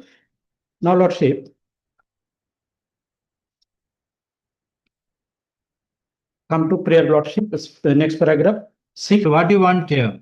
Paragraph 16. By virtue of verbal agreement and the special power of attorney, defendant being the legal heirs of the vendor, this is Nityananda is bound to complete the transaction. Yes. Correct. Yes. Now, Lordship, the prayer. Paragraph In the suit. Lordship. The defendant to transfer. Page 6, Lordship. Prayer. Yes. Prayer. The defendant to transfer the short property to the plaintiff by a sufficient instrument following the terms of the agreement. Though in the oral sale, there is no term and conditions. Yes. Even no term condition is proved or alleged by the or claimed by the plaintiff. Yes. So there are some terms and conditions stipulated in the power of attorney, Lordship. Yes. Now, Lordship, this is the sole issues Yes. which to be considered, Lordship, by your Lordship, whether a power of attorney can be put for a specific performance under the a specific relief act under section 1112. Lordship, kindly have a look the content of the power of attorney that appear in page, Lordship, 62. Yes. Lordship, I gone through the contents. I am submitting, Lordship. Here, the respondent authorized and appointed the appellant plaintiff to sell the property to third party.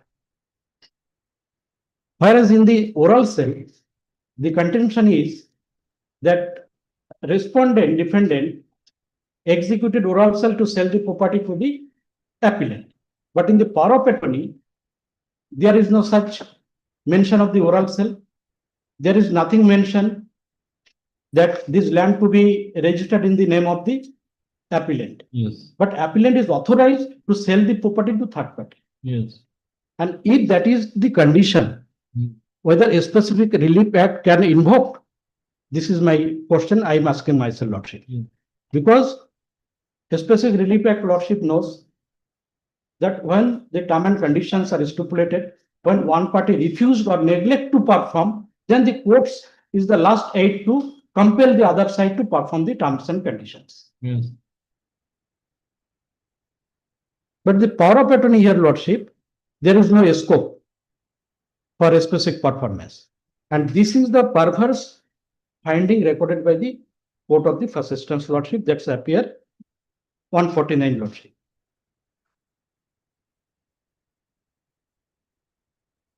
Court stated, Lordship, the power of attorney is to be considered as a contract for sale.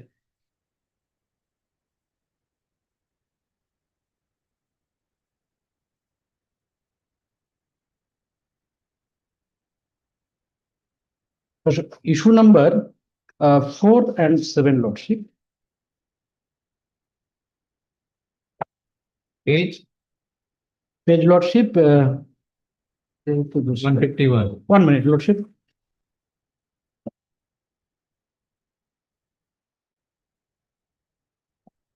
Page 93, Lordship. This is the judgment of the Judgment of the trial court. trial court, Lordship.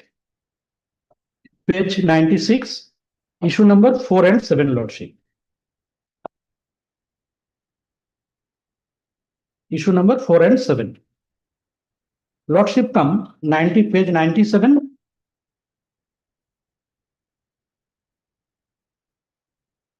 Yes. Lordship come page 97, second paragraph, according to Lordship. Lordship, may I go through? Yes, yes.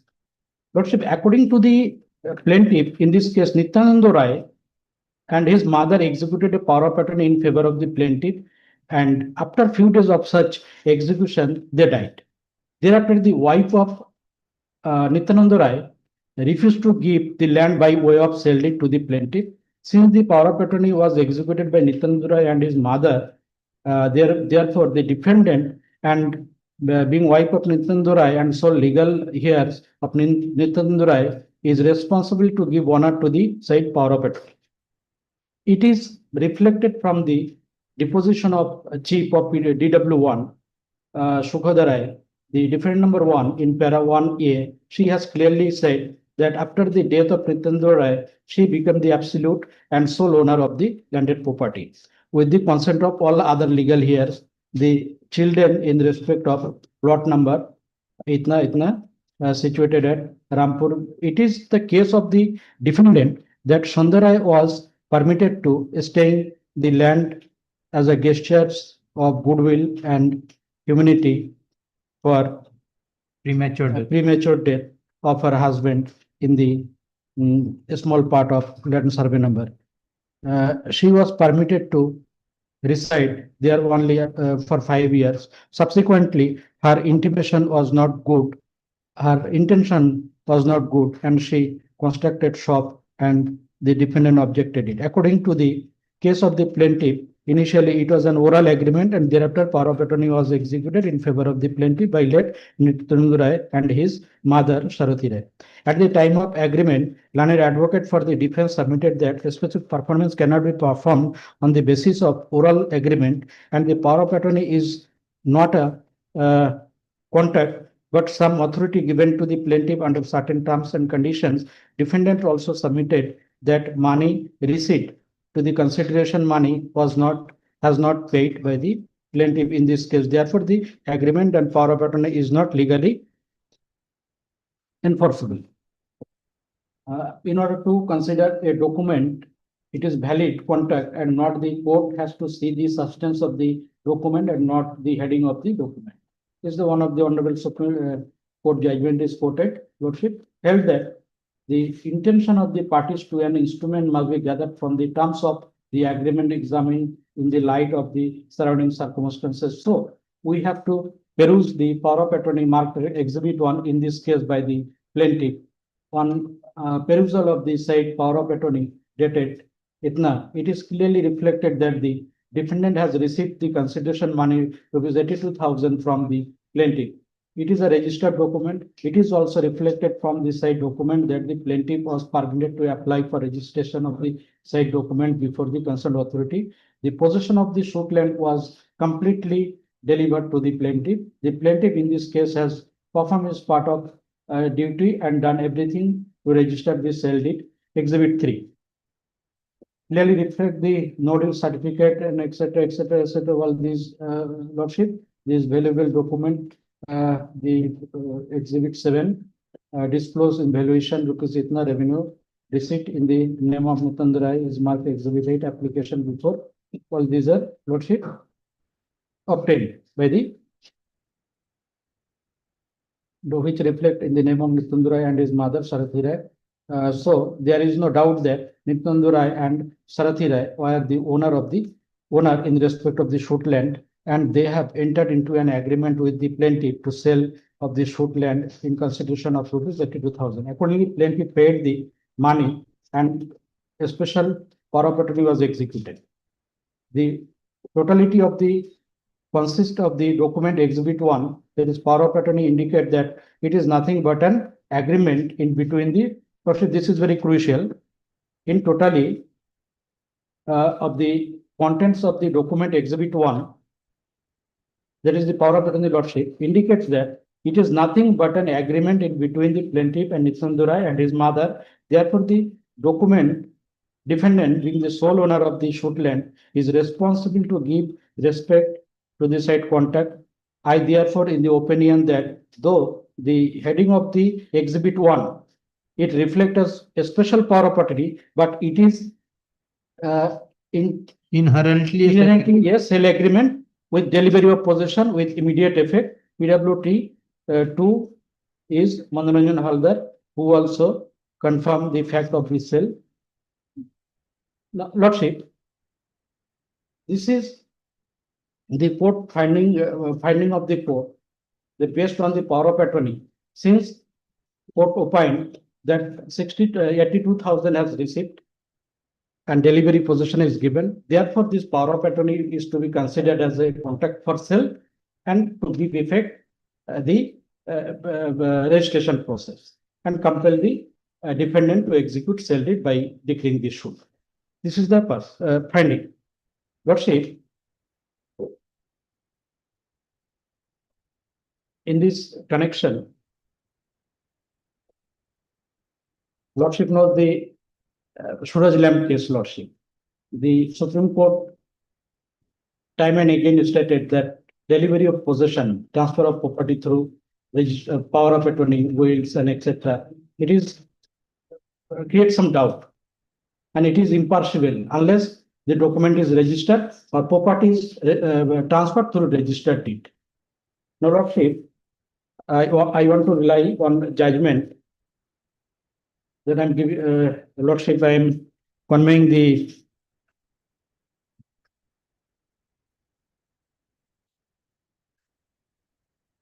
citation, Lordship. What is the citation? Citation.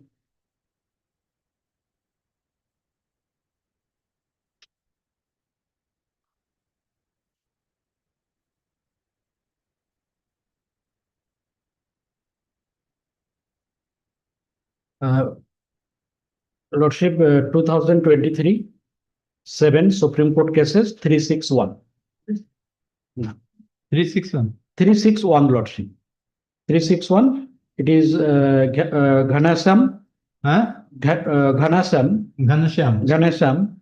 versus Yogendra Rathi. Here, Lordship,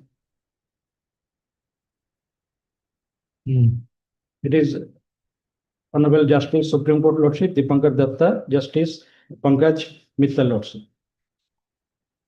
Lordship, I am reading the relevant. The Registration Act, Section 49 and 17, immovable property, Lordship, purported transfer of immovable property through agreement to sell, only general power of attorney will, instead of registered conveyance deed, held impossible and ineffective.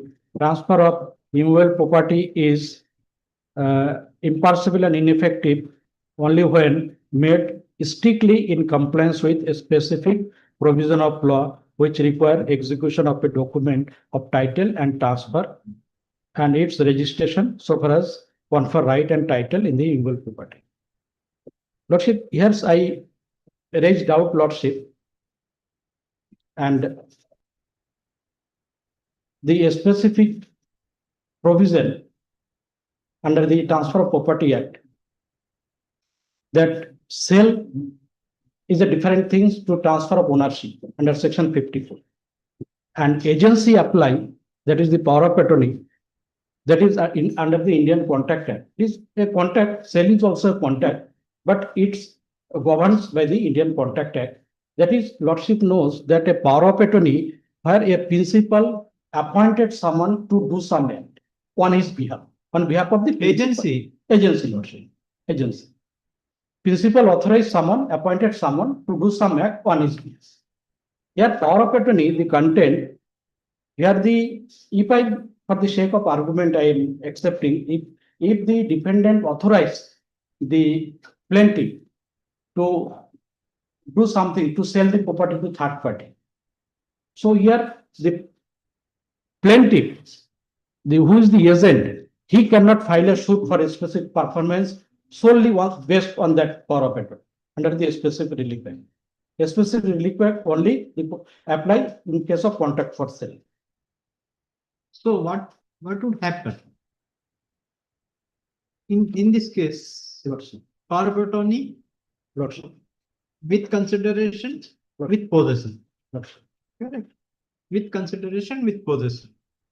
With the power to sell or whatever it may be. The total power is given with regard to the said property with respect of the specific area and possession given. And you have taken the money tied. What would be effect of that amount and the possession? Lordship, as per agency law, Lordship knows that when the principal died, that the entire his authorization, his act come to an end. It is non-est in the eyes of law. And Lordship knows, good question, Lordship, from the side of the bench, Lordship. In this connection, I Lordship, for your Lordship kind attention, the section 54 of the Transfer of Property Act. Kindly have a look. You effect. Oh, Babu. Wait.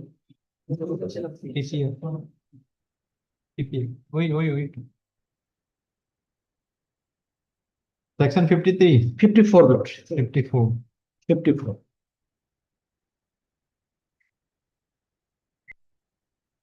Yes. Lordship, here define sale and define contract for sale. Both the last paragraph, contract for sale, Lordship. Correct. A contract for sale of involved property is a contract that sale of such property shall take place on terms settled between the parties. It does not of itself create any interest in or charge on such property. Correct. Mere agreement or agreement for sale does not create any interest. That is settled law. Now, Even latest the Supreme Court is also. no. When Lordship, the principal died, then what interest created? When agreement for sale has no interest as per the statute. Execution of agreement for does not create any interest. They are not asking for the right title interest.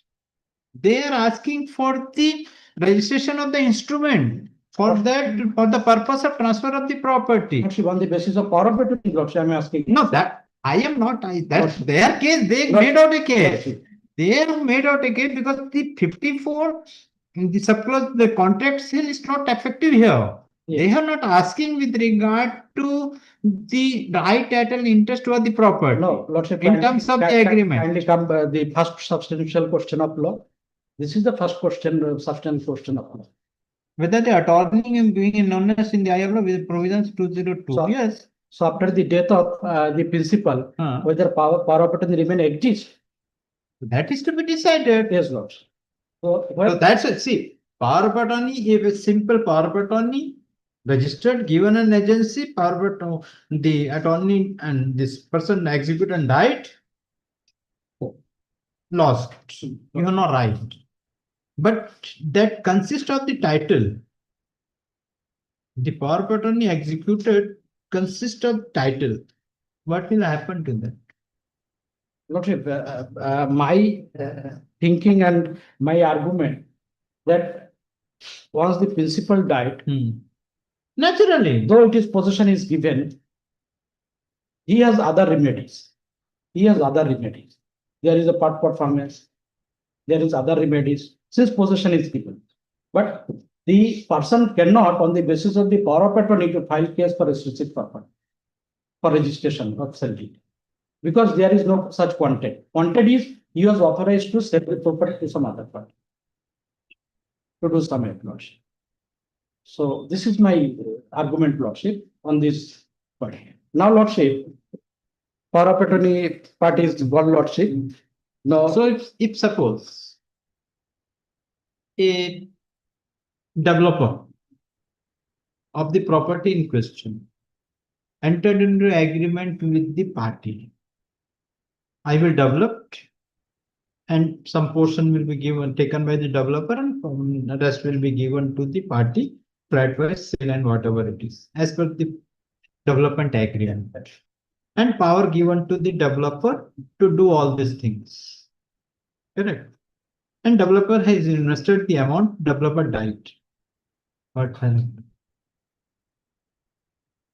Lordship, then in such cases, if there is any agreement for sale is executed by the power of attorney holder, then the person, the purchaser of the property through power of attorney, he has interest. He can enforce the agreement. Who against enforce? That's what I'm telling. I am the developer.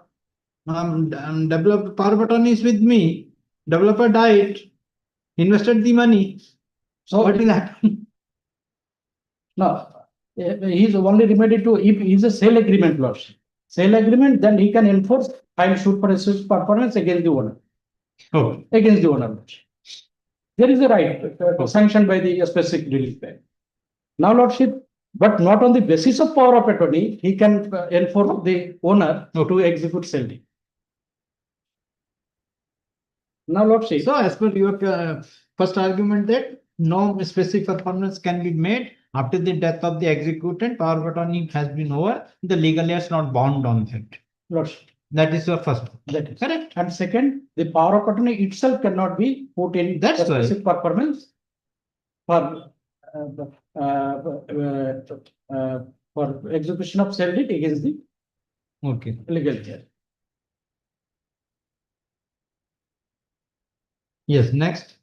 Next, lordship, the non-joinder of necessary party. Okay. Lordship come. They are plained. But I don't think that is the scope as per this substantial question of law. Yes, lordship. This is there is no scope of the non-joint property. Question number 2, it will come, lordship. Come, specific purpose subject to contact could be granted in favor of the appellant.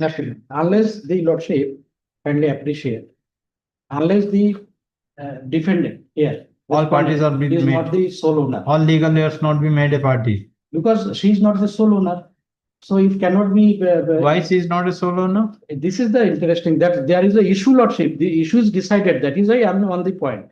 This issue is decided wrongly, lordship. Kindly come to lordship. After the death of the Nityanandan. Lordship, come. This is very interesting. Paragraph 6 of page 3. Lordship on judgment. Lordship and my learned senior on revision application that on the consent of other legal heir, mutation cannot be in the sole name, and she cannot be the or he on cannot the be basis of the affidavit.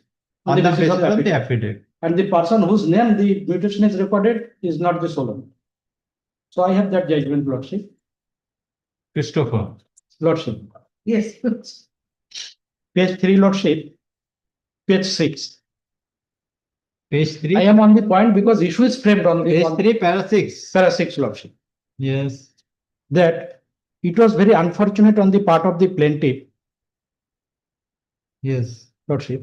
That though the said Nitandu Rai stated started the process of registration of sale deed, obtaining necessary documents, but before he could complete the same, he expired, Lordship. And within very short time, his mother also expired without taking the course to transfer the said land in favor of the plaintiff. Now, Lordship, paragraph 7. That thereafter, plaintiff started requesting the defendant and her children. This is very important, Lordship, to do the needful as being the legal heir of the deceased Nityananda Rai, Lordship. They had inherited his landed property and were under obligation to complete the sale transaction by executing registered sale deed in favor of the plaintiff. But one partakes or other, they also did not done anything in positive so far. It is in their knowledge that mother is not the sole owner. Legal children are there. Now I denied. Lordship, why issue? Lordship, no, issue is the proposition of law and fact affirmed by one party, denied by the other. Then issue comes. Lordship, come my written statement. Written statement, Lordship.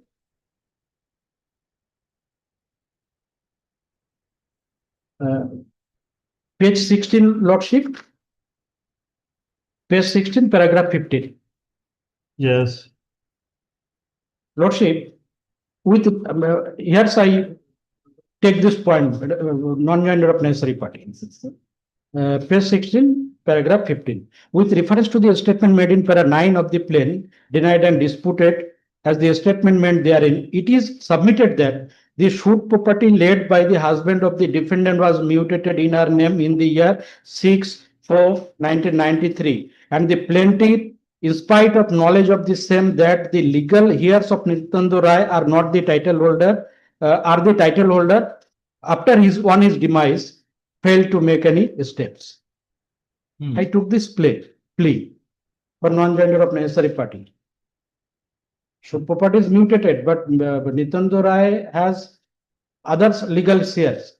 So Even the Lordship, legal heirs of the Nityananda Rai are the holders on his demise. Yes. Lordship, on the death of the Lordship knows the law of succession, on the death of the sole owner, the devolution of right and succession opens on the very date of the death. Death of the father, yes. And all the sons and daughters become the owner. Yes.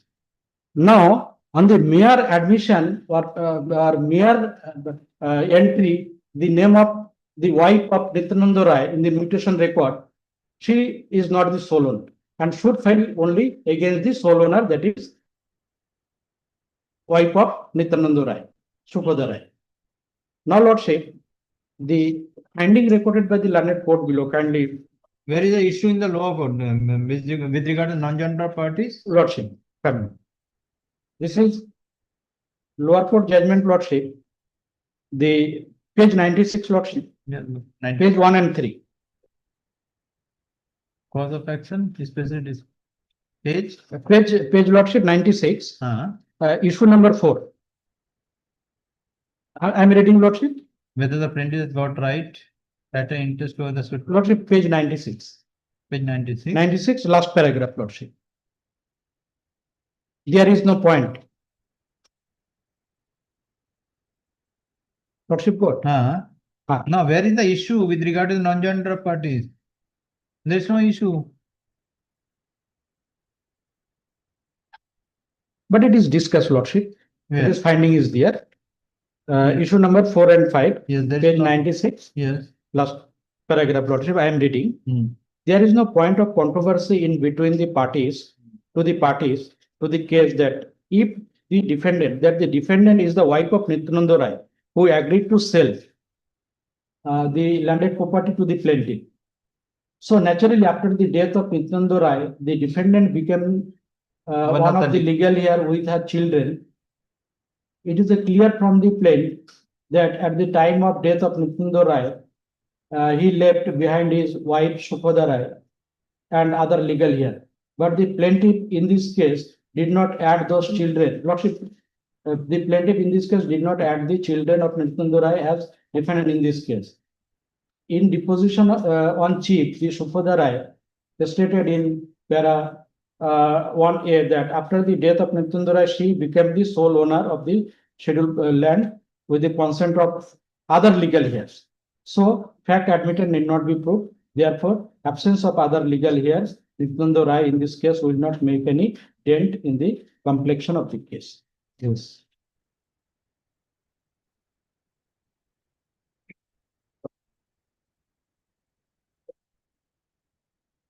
Now, Lordship, I got information that one of the legal heir of Nityananda Rai, daughter, now she filed a case for setting aside that mutation before the Mayavandar, and this is the plaintiff case, Lordship. Lordship, kindly have a look. This is the legal.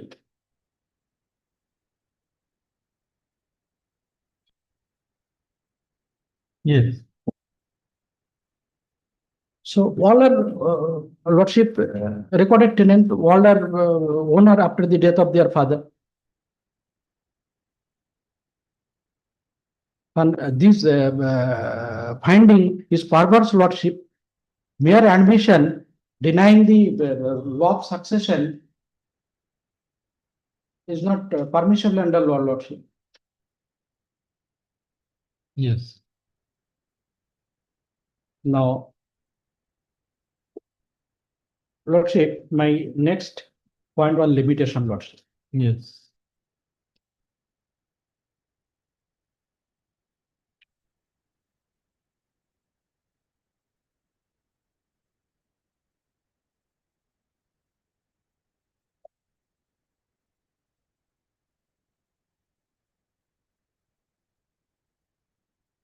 Lordship, again, I bring to your Lordship kind attention the paragraph 7.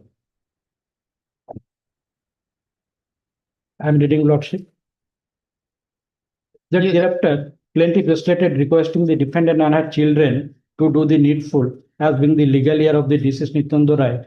They have inherited his landed property and were under obligation to complete the sale transaction by executing a registered sale deed in favor of the plaintiff. But one partakes or the other, they also did not done anything so positive so far. Lordship knows that in a suit for specific performance, the limitation runs the governs by Article 54 Lordship Limitation Act. When date is mentioned, date is fixed 3 years from the expiry of the date, Lordship. If no date is mentioned, when refusal made by legal notice. But here, as per this averment, Lordship, the denial is there. It is the pleading of the plaintiff as per paragraph 7. He requested not only the wife, but all the legal heirs, but they denied. It's come from the meaning of this, Lordship. Now, Lordship, if that be so, then limitation, since this agreement, oral agreement, if I admit for the sake of argument, there is no time fix when registration to be completed.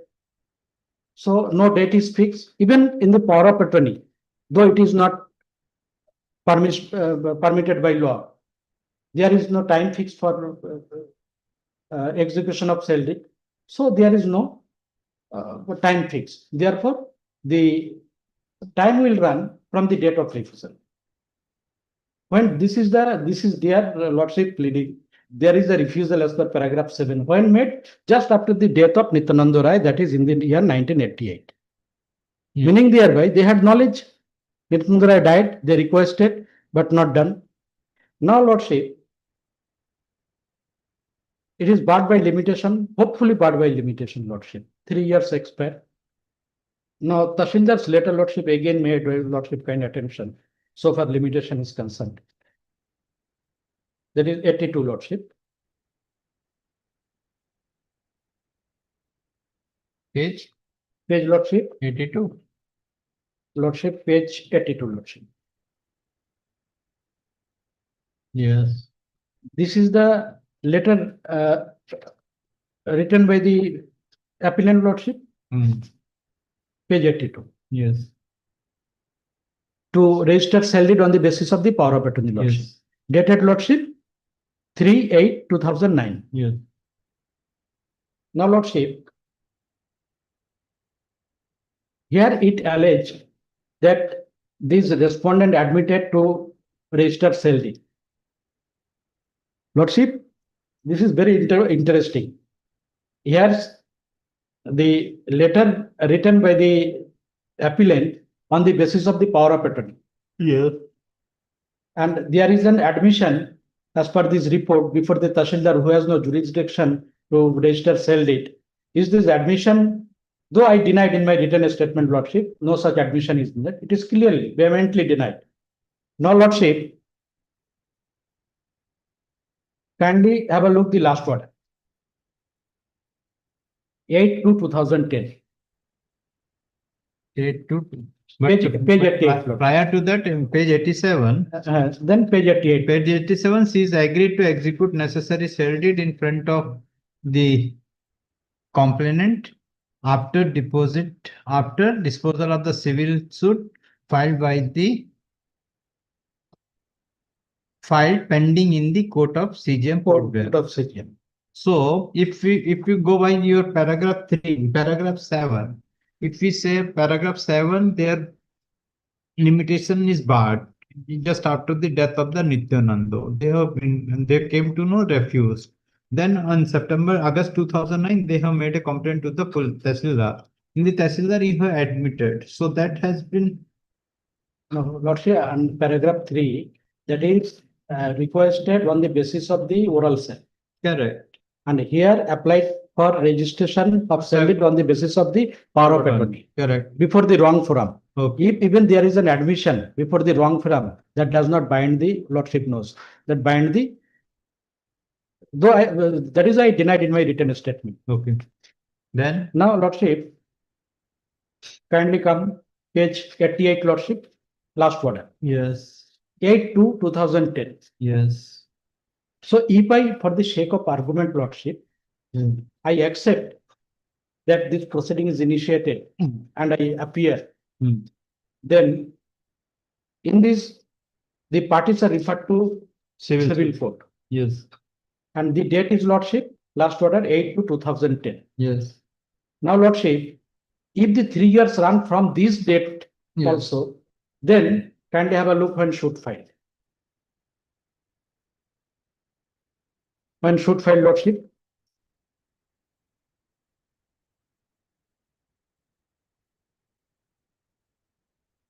Should file 2014. Should file 2013. November 2013. 22 November 2013. Correct.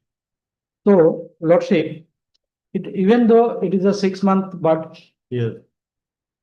should is filed after 6 months? Yes. 6 or 7 months from the date of 3 years. Yes. So,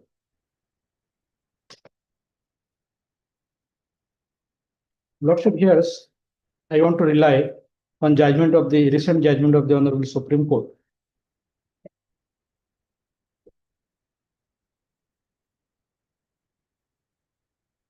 Is reportable, Lordship.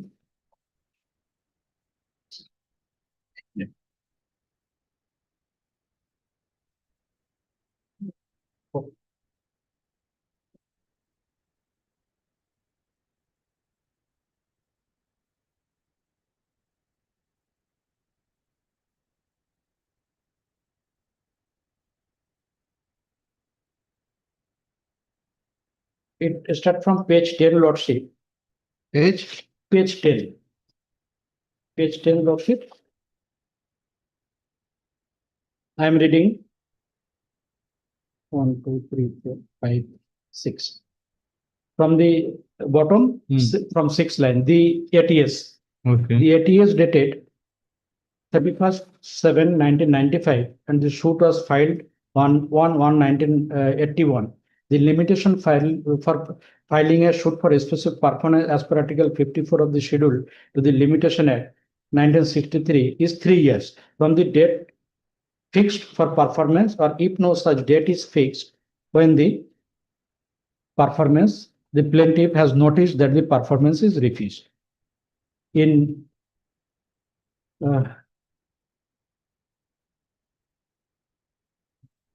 Gouchard Gaur Chand versus Mahendra Singh, 2018, then it was observed that when deciding upon the question of limitation, it is mainly required to see the plaintiff allegation and how the plaintiff has pleaded the approval of the cause of action for filing the suit.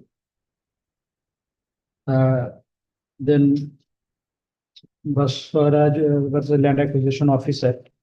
It is settled legal proposition that law of limitation may harshly affect a particular party, but it has to be applied with all its rigor when the statute so prescribed. The court has no power to extend the period of limitation on equitable grounds. As a result of flowing from a statutory provision is never an evil. A court has no power to ignore that provision to relieve what it considers a distress resulting from its operation. The statutory provision may cause hardship or inconvenience to a particular party, but the court has no choice but to enforce it, giving full effect to the legal maxim dura lex sed lex, which means the law is hard, but it is the law. Distant attract is such a situation. It has considerably been held that inconvenience is not a decisive factor to consider while interpretation is a statute. The statute of limitation is founded. Yes, it is limited. Yeah, then. Lordship. So here the same situation, Lordship.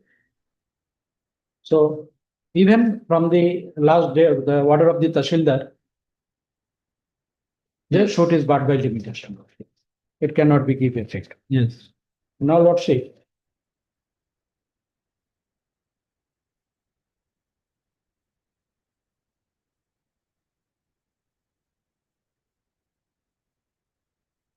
Willingness and readiness, Lordship. This is the last. Lordship, kindly have a look at the exhibits.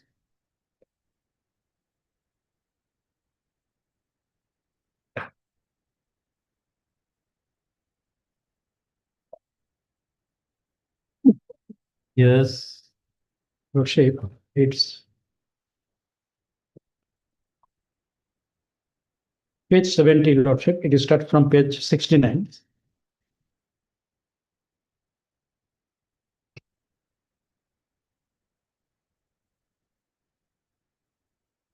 Page 69 to Lordship.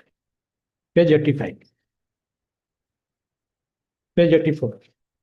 Yes. This all these no use, self permission, and all these papers for registration are being obtained by Page the 69 to in the year 1990 laws. 69 to 72.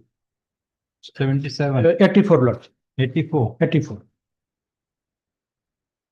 Yes. In the year 1990.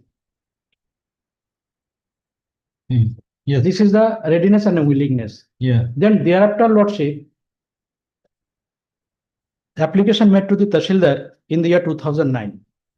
After at least 17 years, he was sleeping over the night. No whisper, nothing. And he did not come to court. He come before the Tahsildar on the basis of power of attorney to register. Even thereafter, he slept more than 3 years. Come to the court. And during this period, Lordship knows the price escalation. Lordship, price escalation is also a factor in the case of excessive performance. Now, Lordship, why I'm making argument on this point, after amendment 2018 section 1620, that prior to that, the specific performance was a discretionary relief of the court. Now it is a statutory relief, statutory right, not the discretionary. Now the conduct of the plaintiff, 1988, thereafter from 1990, 17, 18 years, he was without any steps. And thereafter, before Tahsildar, and even the suit file after the period of limitation. So there is no readiness and willingness on his part.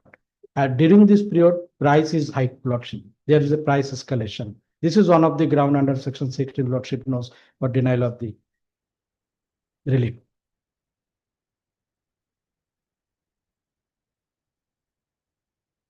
And again, I bring to your Lordship kind attention the prayer. Prayer is also defective, the plaint.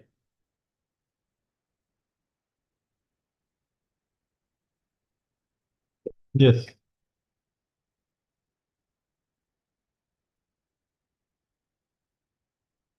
The transfer of property to the plaintiff by sufficient instrument. Correct. Based whether on the basis of the oral agreement or power of attorney is not specifically mentioned. Yes. Then.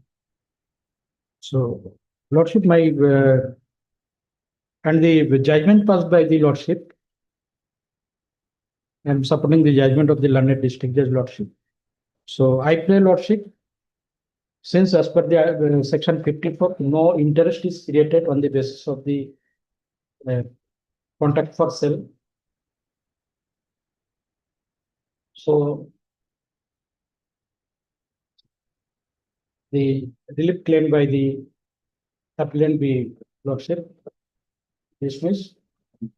The judgment of the district court Lordship may be upheld. This is my. Thank you.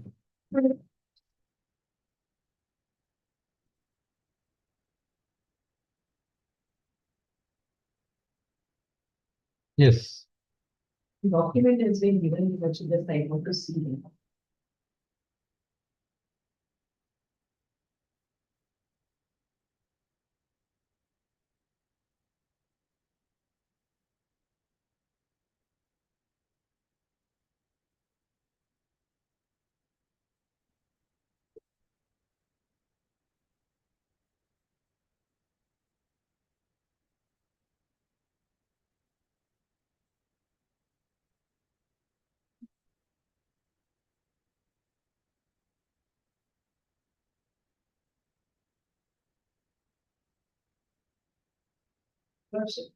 So far as the point of power of attorney is concerned, the law position is very clear. It is coupled with interest on the death of the principal, the power of attorney will not be considered to be ignorant.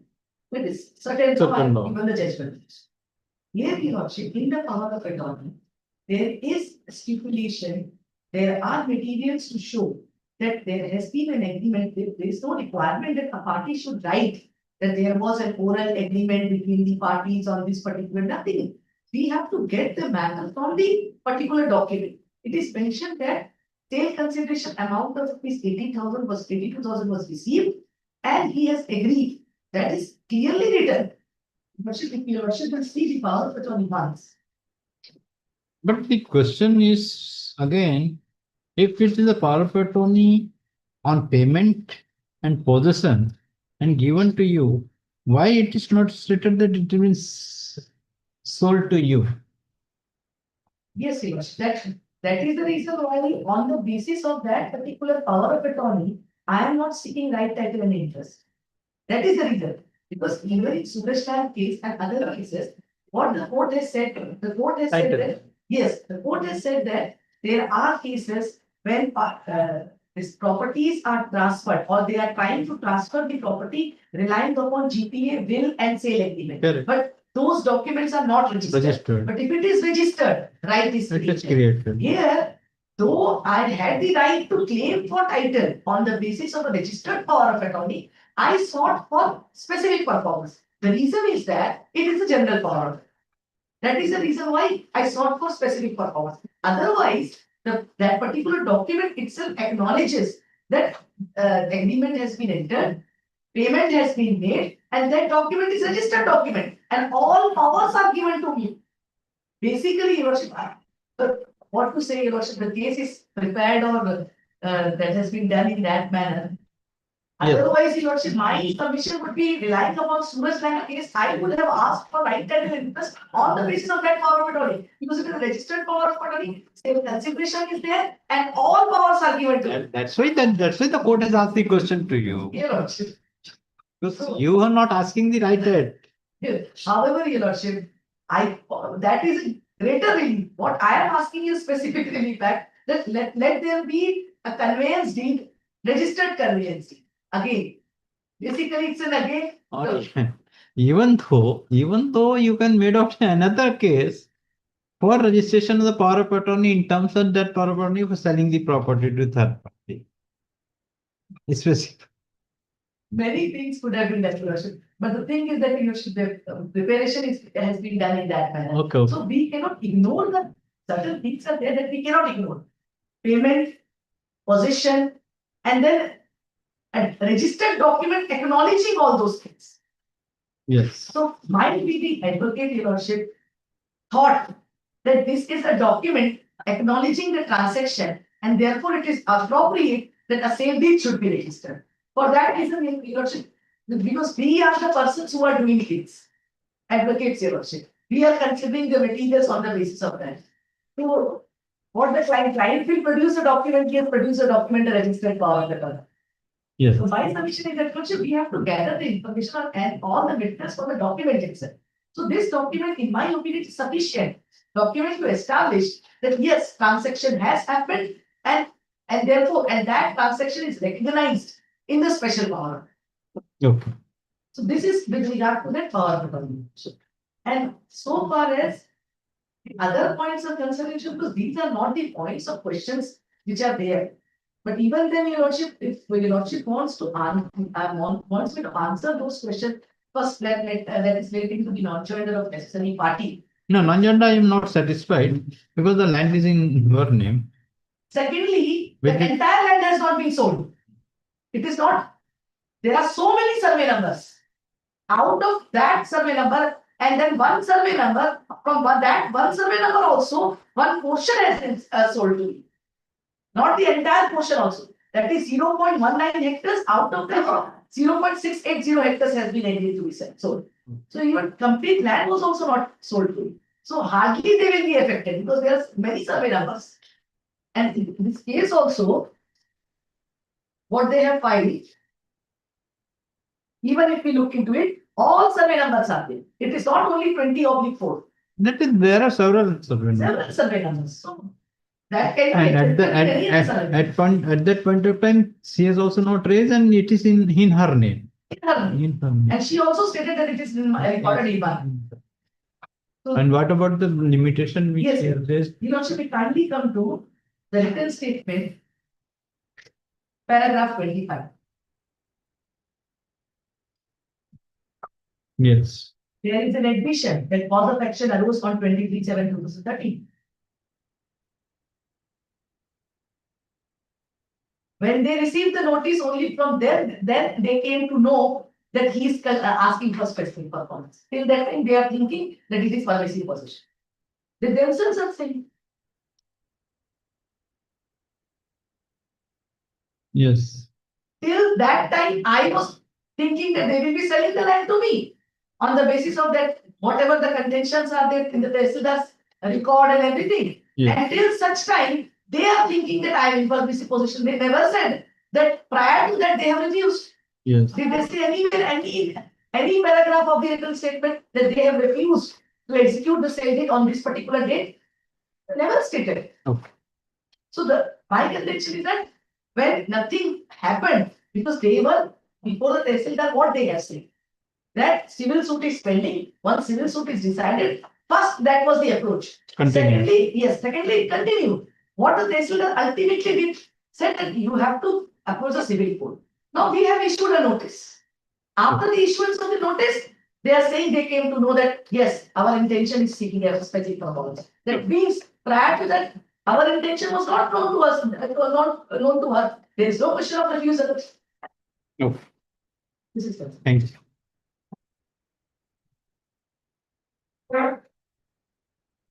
Hearing concluded.